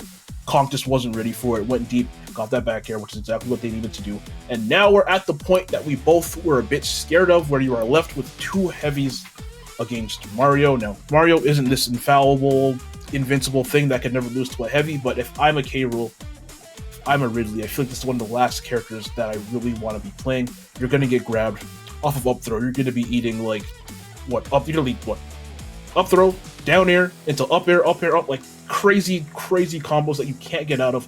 You're a big body. Mario just loves big bodies. He loves those big characters that he can just toss around the entire match. And yeah, this is where I get scared for DBU. Yeah, it really does. It's I almost feel like maybe they should start leading off with their Ridley or K. Rool, just because having those two characters as your last two can really put you in a hole. Yeah. Obviously, Ridley has the range to deal with Mario, but just the overall frame data isn't really there to contest with Mario. Like, just Mario can swing and swing and swing and swing, and like, yeah, you can nair out of that, but if you miss your nair, like that could even get whiff punished. King K. Rool has also range. I think the super armor will help, but being not just a heavy, but like a super heavy and a big character, like Ridley's still pretty heavy, but for his height is relatively kind of light-ish. It's still up on the upper echelon of weight class, but I mean, K. Rool's a super heavy, like going to get hard comboed and can even get caped on the recovery. Ridley can get caped on the recovery super hard on both side B and up B. Mario has the tools to deal with both these characters pretty handedly. Honestly, the cape is a thing I didn't even remember was a thing. That's going to be huge no matter who they play. Can't really cape K. Rool's recovery because it's just very high and very vertical, but then K. Rool's one of K. Rool's biggest tools, that crown. Don't want to say it gets invalidated, but it becomes much less useful because of that cape. You have Flood, which is another great tool. I think especially on Ridley, that's going to be a really good tool to push Ridley a bit more horizontally off stage. Again, that doesn't do too much to K. Rool because of how good K. Rool's recovery is, but that on-stage game is just going to be absolute hell for whoever gets sent in next. They're going to have to win neutral like 70% of the time if they want a chance, and I just don't see that happening with how solid of a character Mario is. It's going to be a tough one. I'm excited to get into it, and there we are. Great timing. We're going to jump in. Who is it going to be? Is it going to be King Canna? King Canna does have a Korin, so maybe we see the potentially that, nope. But no, it's Minnie who comes out instead. The Ridley, a doable matchup, and with that single fireball, you can definitely contest. That forward tilt is going to be a really solid grounded option. You got to be on point with these nairs and not get whiff punished. As you can see right there, you go for a nair that's too close, and you're going to pay for it. Oh, and you know, this is still going. This combo, I feel like, has been going on for like a good 20 seconds. Got 87% off of it, and they dropped it. That could have been way worse for Minnie if GamerDog didn't drop that combo, but took 87% off of basically one missed interaction. And this is what we were talking about. Mario absolutely loves heavy. He's going to be down throw. It's a back air. I thought the forward air was going to come out, but going for this safe hit instead. 126, going to look for that up smash. Nope. Back throw, not going to be quite enough. Flood. Might be able to roll it and back throw here too. They're not too worried about getting side beat, but already seen that Minnie is committed to that at least once. So the double fireball into the nair. These fireballs will also stuff out the side B if it's above the ledge. And now it's you can see Minnie's like desperate to land these side Bs, just knowing it'll give them stage control and like a guaranteed 20-30%. But it's such a laggy move, and now gonna be on stage. Oh, I think GamerDog very clearly thought that was gonna go to the ledge, but catches the shield grab with up smash. Ridley's shield grab not a tool you want to be going for often, especially against the cross-up tornado. Yeah, and just like that, a sizable lead here for Gamer, 69% on this first stock still. Guys, this is definitely in a doable range for Mini, but if you keep getting up there like that, it's going to make that this match that much more difficult. Does have an opportunity there on the ledge, but nope, kind of fumbled the bag, and here we go. This is what we were so scared of, man. You get one hit with Mario, and it feels like you get about 15 more for free. That was like, what, 40% off of just up airs, which is absolutely insane. Down throw, forward air. Missed it right there. I think Mini was ready for that, but the ledge trump back air. How are you going to get back to stage? I don't think you are going to get back to stage. Oh, no, no, he's making good, it back. he's good. Should still be alive now here, then. Yep. That 3.7 patch giving Ridley a way back on that up B from down low, but a massive, massive, massive lead here for GamerDog, and one more back air off stage will likely do this. We'll be able to get a throw as well if they want to. Oh, sitting in that. Oh, that's it. Oh no, still surviving. 150 again, really relatively heavy too, so gonna have a bit of survivability here. Don't think you're gonna survive another up smash though. Back that throw should kill. From there. Not Oh wow, quite. I guess not really at the complete corner. Okay, no rage Yeah. for the Mario as well, but Yeah. Mini now Ooh, desperate to even land a hit here. Yeah, that up B was a bit of a risky play. They're lucky they didn't get punished there. Does manage to land a nair, but you're gonna need a lot more than that if you want to win this match. And right now, Gamer just gonna be looking and fishing for that last kill hit. Had a couple opportunities, but they weren't able to actually get those KOs. That's it. Yep, again, very risky up B. A bit desperate, I want to say, for Mini. At this percent, I feel like that's probably not your best option, especially when you're at like 170 yourself, maybe at low percent. But yeah, Mini getting punished for that, and now down to their last stock. Up B on stage is like a move where like you only use it when like you know it's a kill if it lands, and you've never used it. You use it like once, like you condition them to like forget about the move even existing, and then you randomly use it and you like get a kill. If you're going for it more than once on stage, you already know you're down bad. But wow, that kills incredibly early. So just like that, Mini is still in this, and in fact has given, I think, Dallas a new lease on life, because potentially Mini can take out GamerDog here on this Mario. That might seal it for Dallas. And man, this is absolutely insane. I think like I definitely counted Mini out a bit early just based on the matchup, but playing this about as well as you could, even if they don't win, they did take 2 stocks off of this Mario. They're gonna see them probably. Oh no, I thought a back throw. Oh, okay. I respect it. I respect it.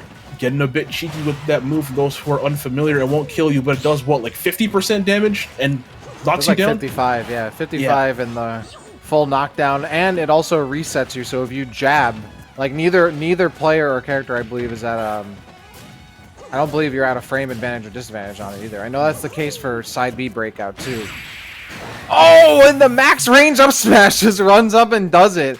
I almost feel like maybe if Mini had instead gone for the back throw just to keep the Mario off stage and just try to keep them from recovering rather than going for the absolute gamble that's down throw down B, might have seen a different matchup there. But hats off to Mini for keeping things close, which means really King Cannon has to come in and just get a single stock to tie things up.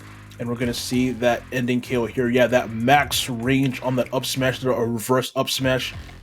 One of Mario's, if not Mario's, best move in their arsenal right there. And you know what? I do agree with you, Dak. I really think instead of going for that down B, I thought they were going to go for a back throw into trying to get a gimp.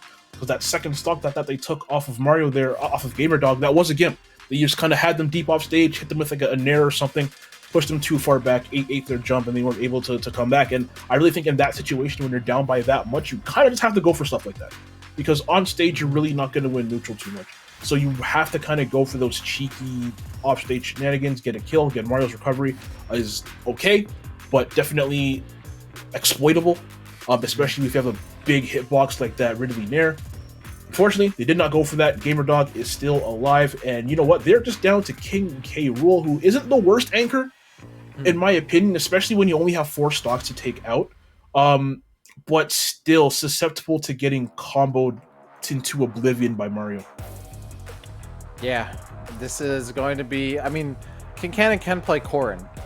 Oh, they do? Okay. So, if I remember correctly, they also have a Corrin. So, if that is the case, I think you kind of do have to go Corrin here, right? Absolutely. Like, you just, because it not only guards you from getting super comboed, but also gives you some, breathing room going into the next game. And having that last matchup not going in your favor counterpick wise, because if the King K rule is waiting there, like there's a very solid chance to get a hard matchup check. So I don't remember if that's either a character that they are known to play or they did play already, but I would imagine if King Cannon has a Corrin, they might go it. I think that might be the safest bet. And they are, in fact, instead going for the K rule. They're sticking to their namesake, and they're going to try to get it done with their main. And it's looking at smash data for King Cannon right here. I am seeing the Cord. I'm also seeing a Duck Hunt and a Shulk. All would have been okay options here. Maybe not Duck Hunt, but Shulk would have been a good option too. But, it goes to the K rule, goes with their main. And you know what? If you believe in your character, I feel like your character is going to do a lot of wonder for you. And I think this is just King Cannon believing in this K rule, despite the matchup not necessarily being the greatest. And right now, the early goings on in this match actually has a pretty decent lead here. Now those fireballs not going to be able to do too much. And GamerDog is unable to get around this defense that King Cannon is putting up.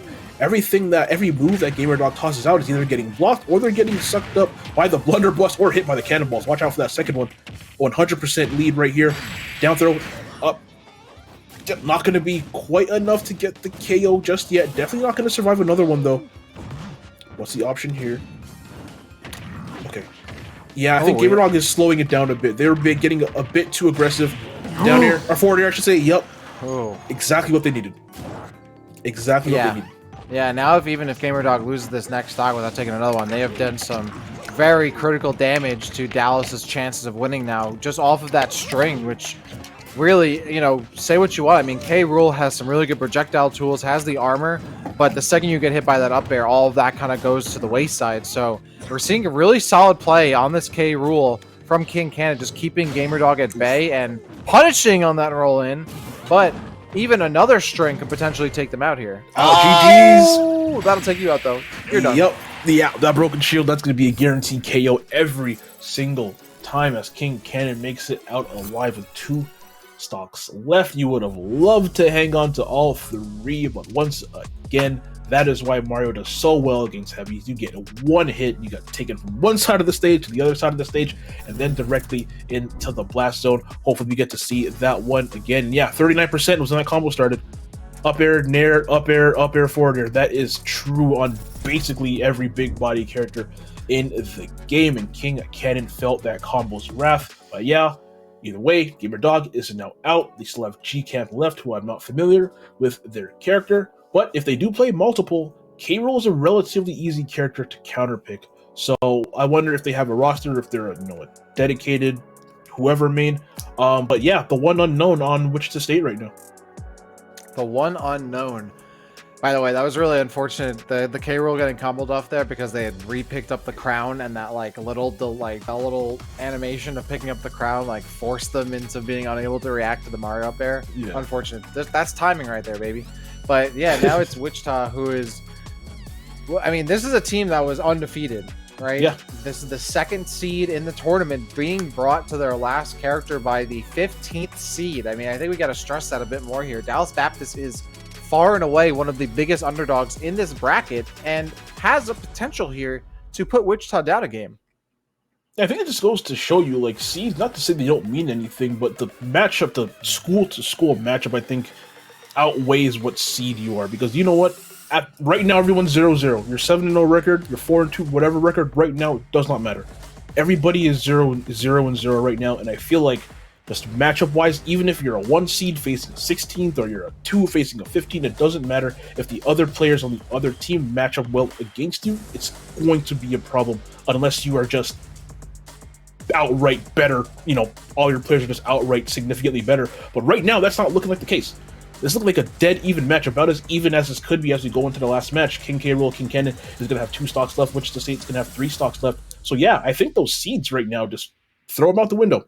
They don't care. DBU, they're supposed to lose this game, quote unquote, but I don't think they read the script.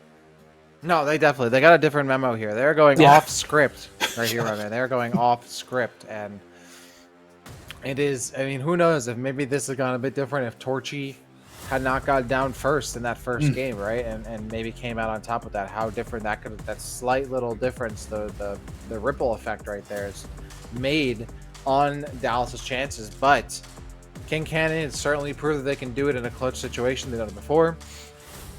But this is really their biggest test because again, they're 0-2 on broadcast, right? Like this is we've seen them get really close to winning, just barely missing, just unable to eke out that last, stock or whatever it is. And now they find themselves in that situation once again against one of the toughest teams in the entire bracket that they're ever going to face, which also means and GCAN coming out here with the Ken, which also means if Dallas gets this win, right, they potentially might have a really good run through the rest of the bracket because hypothetically or theoretically, every other team won't be as strong as, Wichita until they get to grand finals. Yeah, this is potentially the hardest match that they will play. Yeah, like you said, until grand finals, if they do manage to get out of this, but this is going to be really tough. Everything I said about Mario comboing heavies, Ken is basically that, but I feel like tenfold. You're going to get hit with an up tilt and get taken from, 0 to death, apparently. You get hit a couple times and you lose your stock. We saw that beautiful spike right there from G-Camp, and now Wichita State 1 stock away from taking this first game here. And I really think all they need is 2 to 3 openings. All Ken needs is 2 to 3 openings on King Cannon to get them to a percentage where Shoryuken is probably going to kill at that maybe 90 to 95% mark. Maybe not against Krier, maybe more like 100, but around that 90 to 100% mark. That Crown's going to land, give them some opportunity to get off of the ledge, and they do. Nair also supports, but put themselves on the platform against a Ken who knows how to combo. G-Camp will take that all day, and now a 2 full stock lead here for G-Camp. And Wichita looking to take this series to a 1-0 lead, as they would have expected, but maybe not having to work as hard as they had to. Yeah, we might see a stock right here, but like you said, 1 stock away in this first game here. I don't know if they expected it to be this tough. Well, man, DBU came to play. Like I say, I don't think they read the script that said that technically they were supposed to lose. They played a hell of a match here, but it wasn't enough as G-Camp gets that final KO, and Wichita State takes the first game, and that was probably a bit too close for comfort there for them. Yeah, like I said, if that Torchy initial matchup with Torchy and Linnea had gone differently, that could have changed things. If maybe King Cannon goes Corrin, that could have changed things. Like this is, again, maybe comes down to just the difference between having a more meta lineup with having characters like Ken and Mario and Palutena, right? And Mega Man. Like these are characters that are a lot stronger character-wise, matchup-wise against, a second half of this Dallas team, which unfortunately can do some work, but you're asking a lot of a K. Rool to Ridley. Just some matchups are not in their favor, and Mario and Ken are certainly them. 2 combo monsters that are up against combo food in K. Rool and Ridley. So well done there by Wichita State. They are the 2nd seed up against the 15th seed, and they currently have a 1-0 lead. So far, they're certainly feeling good, though. That was probably a bit of a sweater for them, right? Like maybe way too close than they were anticipating. We'll see if any changes come their way, but don't go anywhere. We are going to find out the answer to that question on the other side of this break. So game 2 of our broadcast here tonight for the NACE Star League 2022 fall season. The playoffs here for Smash Cruise continues on the other side. Don't go anywhere.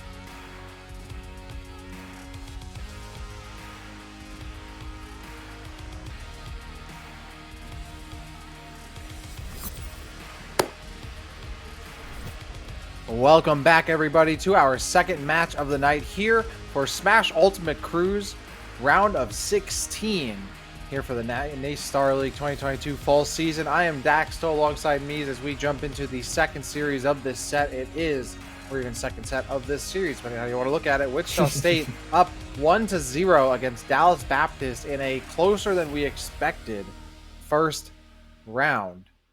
Mies, how you feeling about that going to the next one? For those who don't know, Wichita State is the number 2 seed. DBU is number 15, and they came within, I think, 2 stocks of actually taking them out in that first game. I think 1 or 2 minor adjustments for DBU going into this next set can actually get them a victory if Wichita doesn't make the necessary adjustments that they need to do.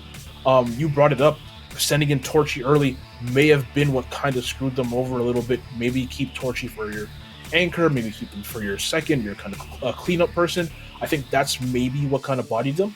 But I think they didn't want to burn Conk too early, and they didn't want to send in either Mini. King Ken is usually their anchor, so they're probably going last every time, and they didn't want to send in Mini just in case they get counterpicked.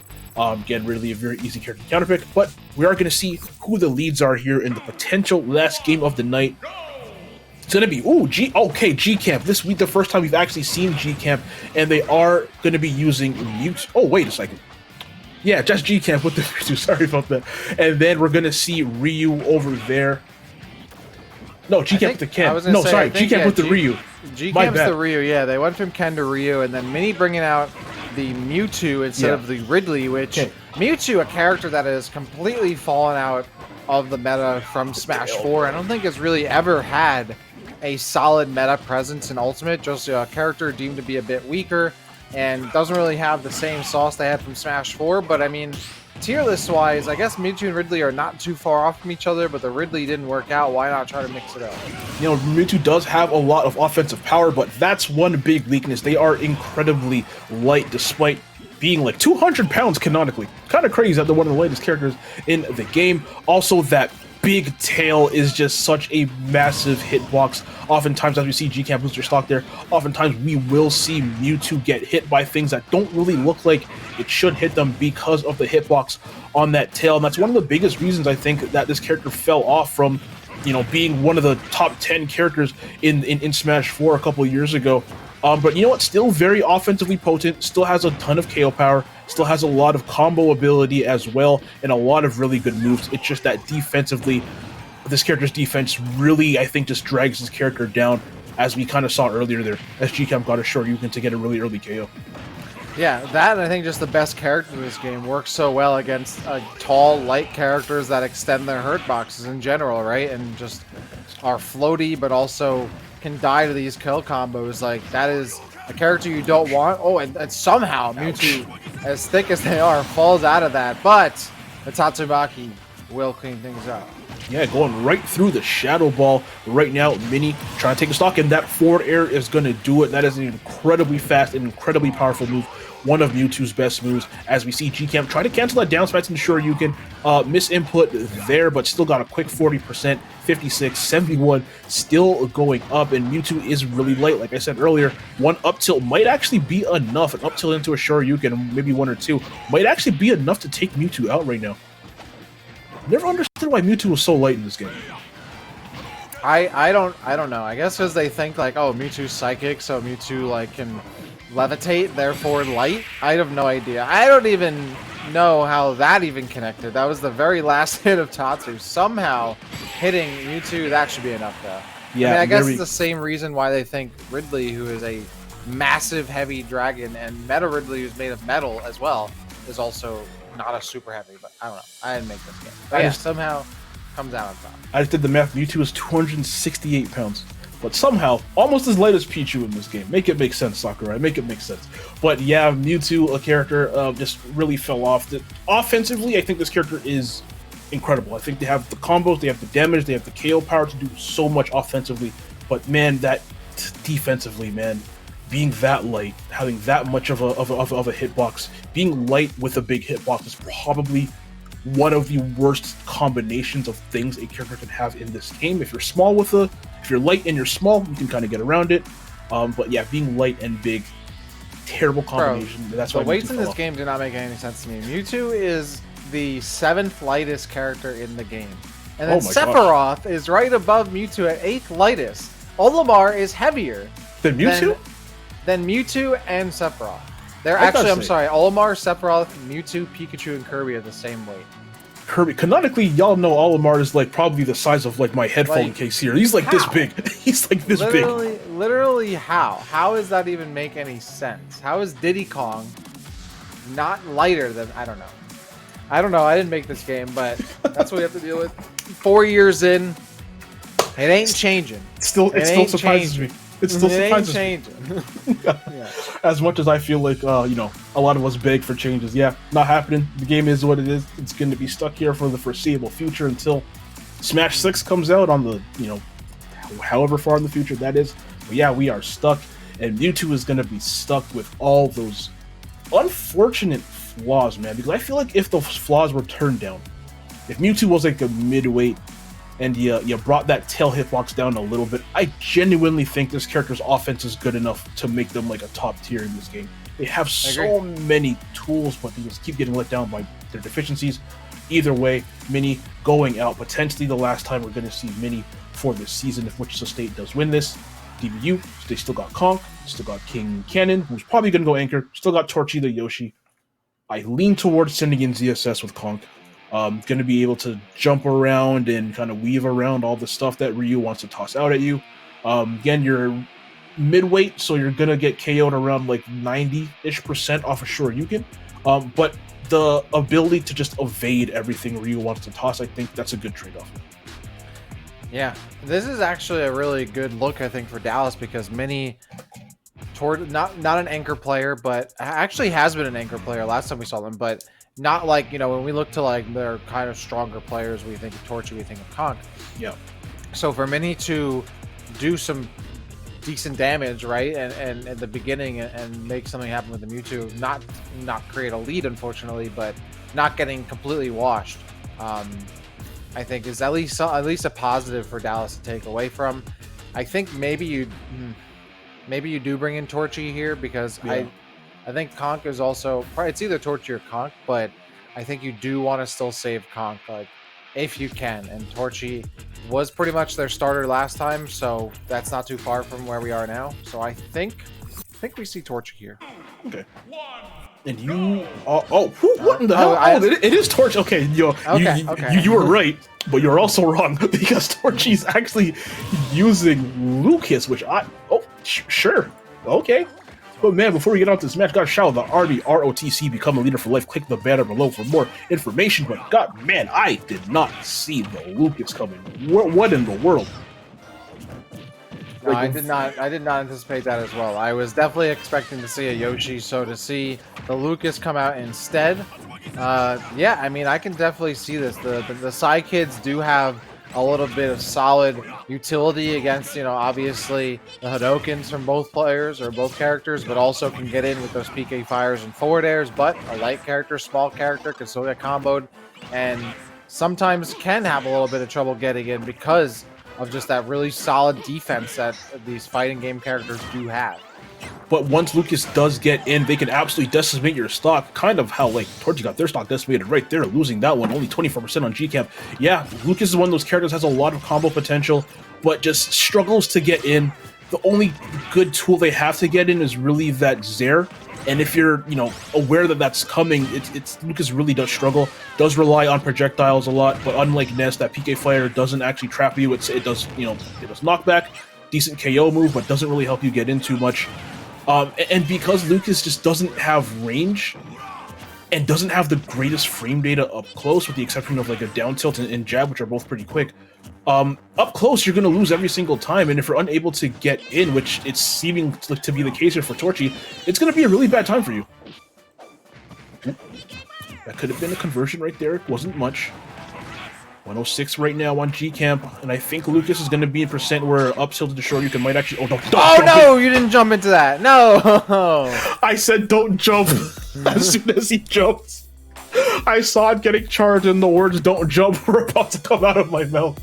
But G-Camp, unfortunately, just falling into the arms of that forward smash. There's a thing about forward smashes when you see someone charging it that like it just like sucks you in. So many people jump in because you're like, oh man, they're charging it, I'm gonna get in and I'm gonna get a punish before they let it rip. And yeah, right here you see the charge. Yeah. Well, it's like target fixation, right? Where like you're driving at something or going at something and you want to avoid it, but you're so focused on riding right into it. That's literally what that is. Literally target fixation on the forward smash. It has that like inner magnetism that like I can't not bring myself into it. And you think you can beat it because like how could you know he's just standing there, but you get beat. And G Camp will get clobbered there. So Torgy stays alive without taking really too much of a loss. Just a single stock lead here for Wichita, but we still have 3 very strong players remaining for Wichita. We have GamerDog on the Mario, we have City on the Palu, we have Linny on the Mega Man. Out of those 3 characters, Mario, Palutena, Mega Man, what do you think in me is most likely against Lucas? Now I lean towards Palu just because of the range. Lucas is gonna have a really hard time getting in. Off stage is gonna be hell. As soon as PK Thunder gets dropped, you can just run off forward air or run off nair, and that's kind of the stock right there. Mario a bit riskier of a pick because you have to play within Lucas's range, and you're not really gonna outrange him, and that's what Lucas wants you to do. But if Mario gets their hands on Lucas, not much you can do. And similar to Palutena, if you get them off stage, a back air, a well-placed fireball is going to be it.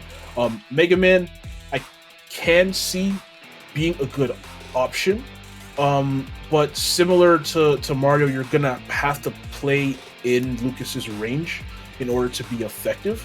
So I do lean towards Palutena, but I don't think any of 3 of the options here are necessarily bad picks. Yeah, I think you're right there. I think you want to make sure, just because coming from last time, GamerDog did a really good job against Conk. So I'm thinking that they saved GamerDog for when Conk comes out. So I think we might see Linny here potentially. Even though Mega Man can kind of have their stuff absorbed. Oh, we have a Rob. So it's GamerDog. Characters. Okay. So it's hard to make guesses when the players are changing the characters we're anticipating. I was thinking maybe the Mega Man because like sure, like Lucas can absorb some of Mega Man stuff, but like you get pellets, which are really annoying. Palutena might have a little bit of issue, but I thought we were going to see potentially GamerDog otherwise, but we're seeing GamerDog crushed a 0 to death off of that arm rotor at the end. Yeah, I think the Rob pick is working out for GamerDog right there. That was an absolutely insane combo. The thing about Lucas, same goes for Ness, honestly, their disadvantage is so bad. Because they're so floaty, they just kind of get comboed into everything. They don't have a quick button to kind of use it as a get out of jail free card like a Luigi Nair or like a Yoshi Nair or a ZSS down B. They don't have that move, and they're basically just sitting ducks whenever you get them up in the air, struggle to land too. And we saw GamerDog take advantage of that off the rip in this match, and here this might be something else too. Nope, never mind. Torchy getting that reverse edge guard, getting that back air, getting that spike, and honestly, one of the most satisfying spikes in the game, in my opinion. That Lucas back here is so pretty. Wow, this is, an evisceration. GamerDog is just out of control right now on this Robin, making it look, massive heal there, 30%? Yeah, that was crazy. Just the full kitchen sink getting pushed back there. Torchy, though, still has a huge hill to climb. They want to keep Dallas in this, and otherwise GamerDog is going to start to run away a little bit. And Torchy, I think, is going for grabs maybe a little bit too much, and they're not getting punished yet, but at some point in time, I really think that GamerDog is going to start punishing them.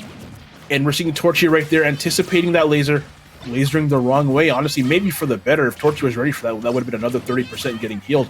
But yeah, 97%. One good opening. They might be a grab down throw, up tilt, up air away from actually being KO'd. But Torchy knows that too. Running away. Oh, no, here it is. Right on cue, up tilt, up air. And right on cue, the grab down throw, up tilt, up air. The Rob bread and butter KO combo. And just like that, Torchy is gone. That Lucas doing, okay. I think I would have liked to see the Yoshi instead. So, Lucas did pretty okay, though. And we're going to see that first stock right here. One interaction. Gets hit with that gyro. Nair, and then yeah, your life is forfeit at that point. That arm rotor will, I've seen that KO people at like literally like 10% before when you're that far off stage. It's an absolutely insane move if you manage to land it that deep. But yeah, from Torchy, I would have liked to see to see the Yoshi. We saw how well they did in the first game, and just during the season we've seen that Yoshi put in a lot of work, but unfortunately for them, they are now out, and now we are left with King Cannon and Conk. King Cannon is usually the anchor, so we're most likely going to see Conk here with the ZSS or the Joker. I think ZSS is probably going to be the pick too. Damn, this is Unless they change characters. Everyone's changing characters. unless they change characters, yeah, but I mean, now there's a Rob to contest with. Like, sure, we're in this day and age where Steve's a problem, Kazu's a problem.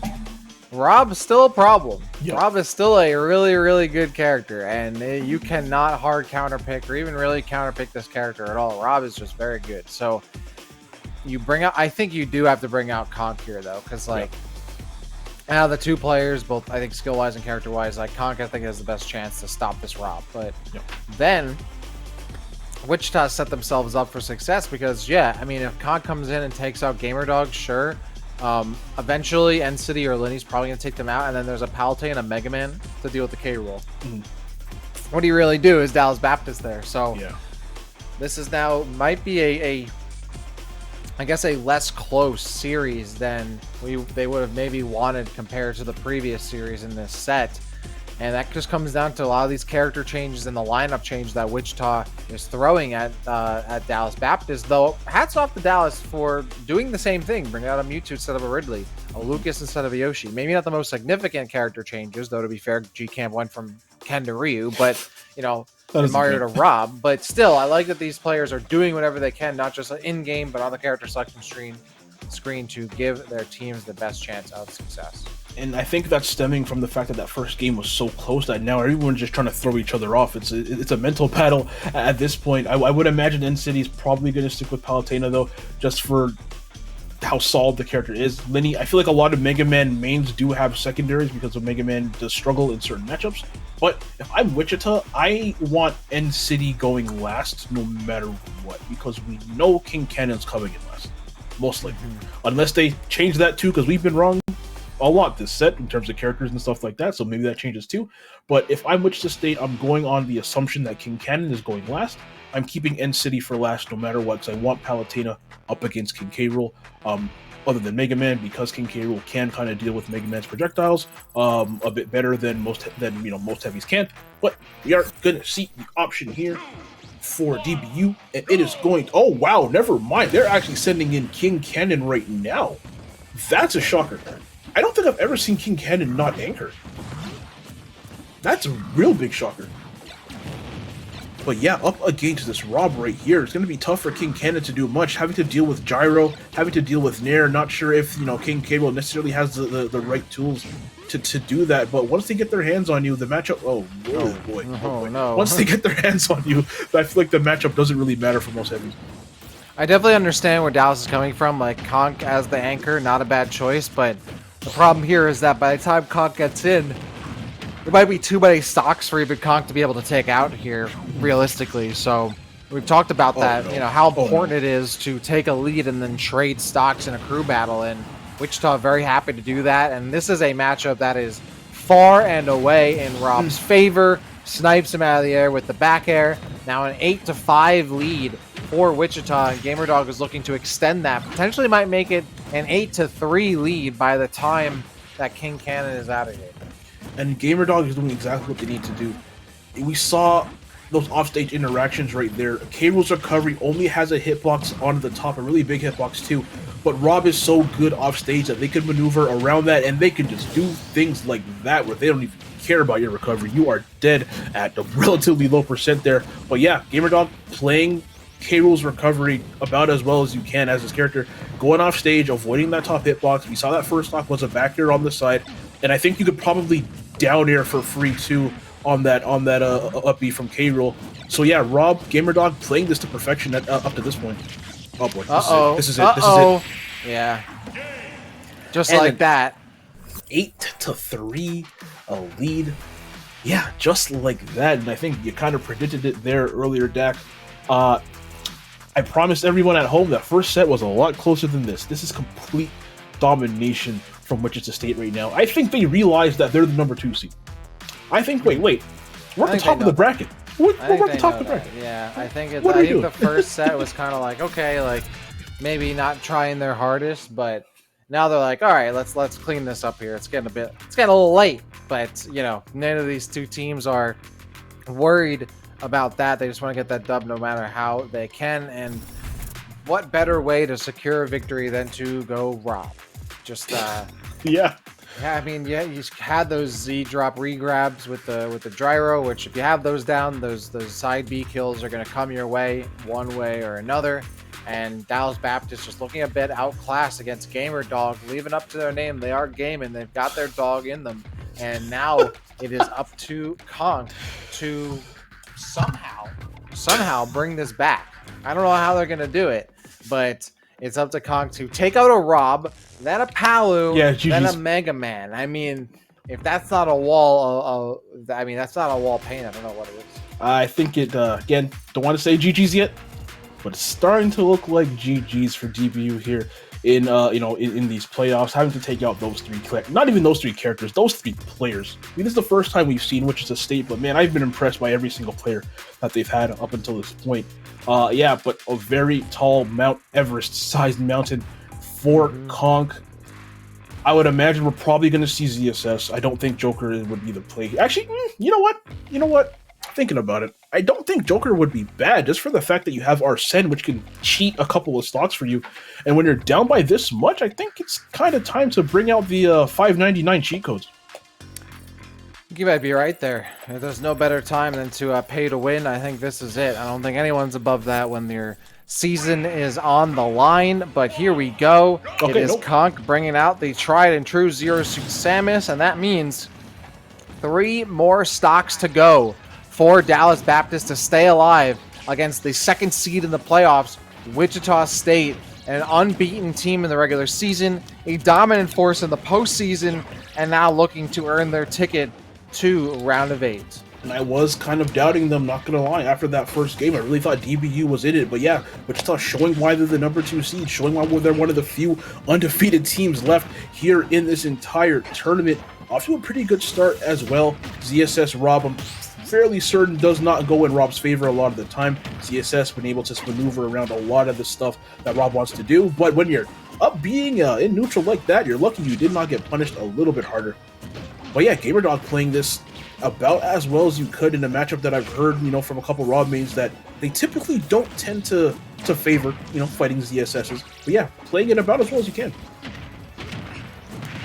All right, up tilt's going to land. That gets the up air, continues to increase this percent lead. That's not going to connect, but GamerDog just inches away between landing these kill moves, and so far none have landed, but one eventually will, considering the size of these hitboxes. Ooh, Conk not going to completely commit to going all the way up to that top blast zone. I don't blame them.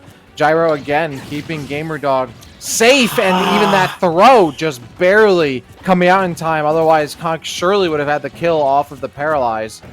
Now GamerDog looking for a way out of shield, trying to finish here on Conk, and then guarantee at least a stock. There it is, the back air on the jump read from the ledge. 8-2, and GamerDog knows that the ball is in Dallas Baptist's court.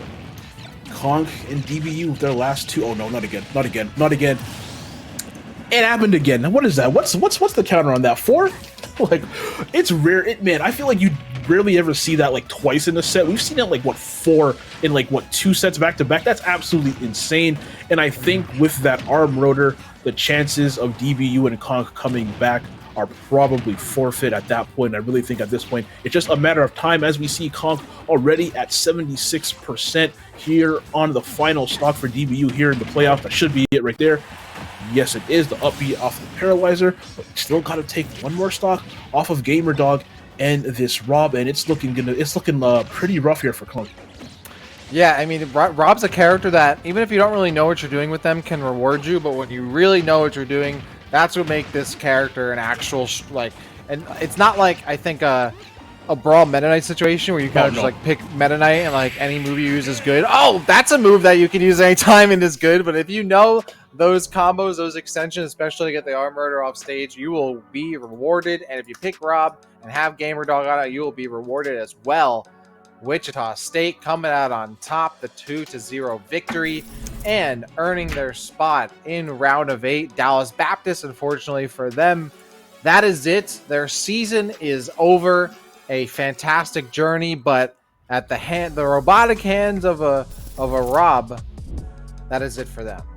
Yeah, and GamerDog coming through, clutching that out, like you said, just doing their name justice, just gaming all the way. I don't think I've seen that many arm rotor combos off the side in one set in a very long time, if ever at all. But yeah, Wichita showcasing why they're 7, I guess now 8-0 on the season, and showing why they're the number 2 seed. And man, Dad, I really think that they are on a collision course to play Northwood. I really think, like, and I can't wait to see if that set actually happens. That's going to be incredible. Don't want to get too far ahead of myself just yet. But yeah, after that first game, I was doubting Wichita. I was like, oh man, like, I know you're the 2 seed, but were you in a weak conference? Were you, like, man, this is pretty close. This is, the DBU is the 15 seed. What are you doing? And they shut me up in that second one. Won by 7 stocks, and were dominating from start to finish. There was really a no doubter. After like the second match, it was just a matter of time, really. I think you're absolutely right. It was a matter of time before Wichita either found their stride or decided to kick it in overdrive and really start trying and put out their characters. They know what's going to win. And I think once we saw the Rob instead of the Mario, we were like, okay, like, if a Mario player, they're gonna play Mario and they can still be successful. But when you change from Mario to Rob, you're like, all right, like, they're trying to end this now. And that's literally what happened. We saw the Rob and nothing else came out after that. So hats off to Wichita. They will be our victors. And we, I believe, we're 2-0 in our predictions here, man. So were we? Is that the first time? Well, for first time for me, for you. Maybe for you. But I think it's the first time that both of us had our predictions down. And we were right both times, so that's all to us. If y'all have been watching since the beginning, y'all know, like, don't bet on me ever, please. Like, I am so, never bet on me. I am probably shooting like 10 for like 50 in terms of my predictions. But yeah, first time going 2-0. I'm proud of myself for that one. I'm sure Wichita State is also proud of themselves for winning this set and moving on to the playoffs. And it's the first time we saw this team. It's again, I said the same thing about Manchester early, but it's like a team that has no weak link from what we saw. Everyone is incredibly solid. I think GamerDog was probably the best player today. But hey, I feel like this is one of those teams where maybe today it's GamerDog, maybe tomorrow it's GCamp, maybe next week it's Linny. I really feel like this is one of those teams where their best player can kind of rotate on a day-to-day basis. And I think those are the scariest teams because there's no gap in the armor that you can kind of sneak in because everyone is just so solid. Absolutely right. Like, this is now it's going to come down to teams where, yeah, you can have that star player, sure, but the best teams are going to have all 4 of their players be able to fill that slot. You're absolutely right. And we saw that tonight with Wichita. I mean, we had, GCamp playing really well the first game, and as well as Linny, and then it was all GamerDog, the second one going around. And no surprise that this team was undefeated. No surprise that this team is second seed in the playoffs. And I don't think you're getting ahead of yourselves. I think we are going to see this Northwood versus Wichita grand finals. I would not be surprised, and it would be, both exciting to see an upset down the line, but it would absolutely be exciting to see essentially what we know now, 2 of the best teams, if not the 2 best teams in the entire season, in the entire league, coming together and facing off in the grand final. So I'd be excited to see that. I think potentially the 2 undefeated teams. I'm not sure if there's a third, but hey, either way, second seed and first seed, I can't wait for that. Again, I don't want there to be an upset. I don't want to jinx it. But hey, either way, we have an interview with Wichita State University right now. Definitely going to get some insight on how that match went. And hello, GCamp. How are you doing? First of all, congratulations on the win. How are you feeling after that? Feeling pretty good. So after that first set, that was probably a bit closer than you all would have liked, especially to the 2 seed to the 15th seed. Were you not expecting them to come out of the gates that hot? Were you kind of feeling them out in that first game? And what adjustments did you make in game 2 and set 2? I think a big part of it was just like seeing what they had, and like we tried not to like underestimate them, because we know that like at any point like any team could do whatever. But I feel like a big part of like why we did so much better the second game is just like the adaptation. We were able to like counterpick players better, and just plan better. Absolutely. Yeah, I mean, it definitely felt like you all had it locked down for the second game, and it almost felt like, okay, like we got a feeling of what was happening in the first game, but we want to finish it off now. We're bringing out the Rob. We're having all these other characters come out. I guess, do you feel like there's a player on your team that maybe is the star player, or, do you feel like your team is really pulling, collectively their weight to get you as far as you have gotten here so far in the league?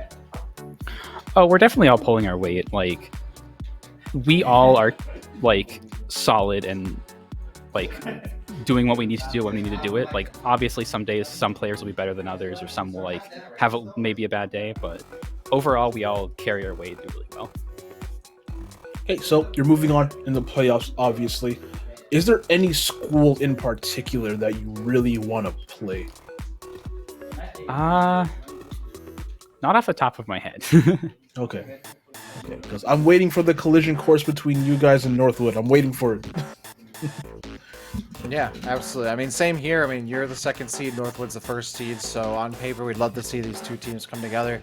Now you're in the round of 8. What are you going to be focusing on to improve on for your next matchup? Is there anything that you took away from this one, or just, general mindset as you move forward through the playoffs? Probably just prepare better, like for the players we're going against, and then just like stay warm before and just play normally. All right, G-Camp, we're gonna let you go. Once again, congratulations on making it to the round of 8. Tell the rest of your team congratulations. I'm very much looking forward to seeing you again. Okay, thank you. That was G-Camp from Wichita State. That was the Ken and Ryu player. That's very solid all around.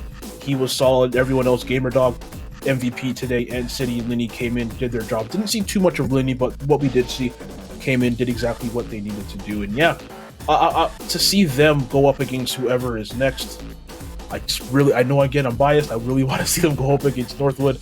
Northwood is a team that I think is probably the favorite to win, but after seeing Wichita State, I think this is maybe one of the few teams that can give them a run for their money.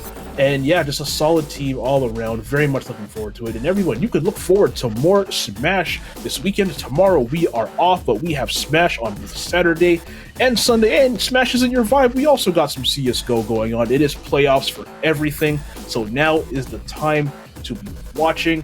Mandak, this was a great day of great Smash. Any final thoughts before we head out?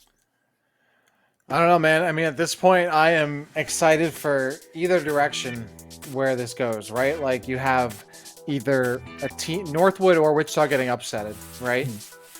And that just means whatever team does that has like a little easier road to get to grand finals, and then another real test comes their way. Or we have Northwood and Wichita coming their way into grand finals, the top 2 seeds. I mean, I think either way could be really exciting, but I think personally, I do want to see those top 2 teams face off in grands, and so far, Wichita is already making their way. I'm sure Northwood will be doing the same. And before we head out, got to give a big, massive shout out to all of our sponsors. Extra Life, play games to change the future. Sorry, play games to change kids' health and change the future. Join Extra Life today. Click the banner below for more information. Dunkin' Donuts, Nate Star League runs on Dunkin', and after a long set like that, I'm probably going to need some Dunkin' coffee to get me through the rest of the night. ROTC, become a leader for life. BetterHelp, Mavix, and you know what? One shout out to Garmin as well. You know what? They're actually having a giveaway right now. I think on the press exclamation mark giveaway in the Twitch chat. My apologies. To win a Garmin Instinct Esports watch, I actually got one right here. This is a watch that actually has like a esports performance mode. You know, regular exercise watches, you can check your calories and check your steps and all this kind of stuff. This has a mode for gaming, which is crazy. Checks your heart rate, rates your, stress level, whole bunch of things like that. So everyone, if you want one of these bad boys right here, exclamation mark giveaway in the chat. Shout outs to Garmin for supplying that to me and for supplying whoever the winner is with a watch of their own.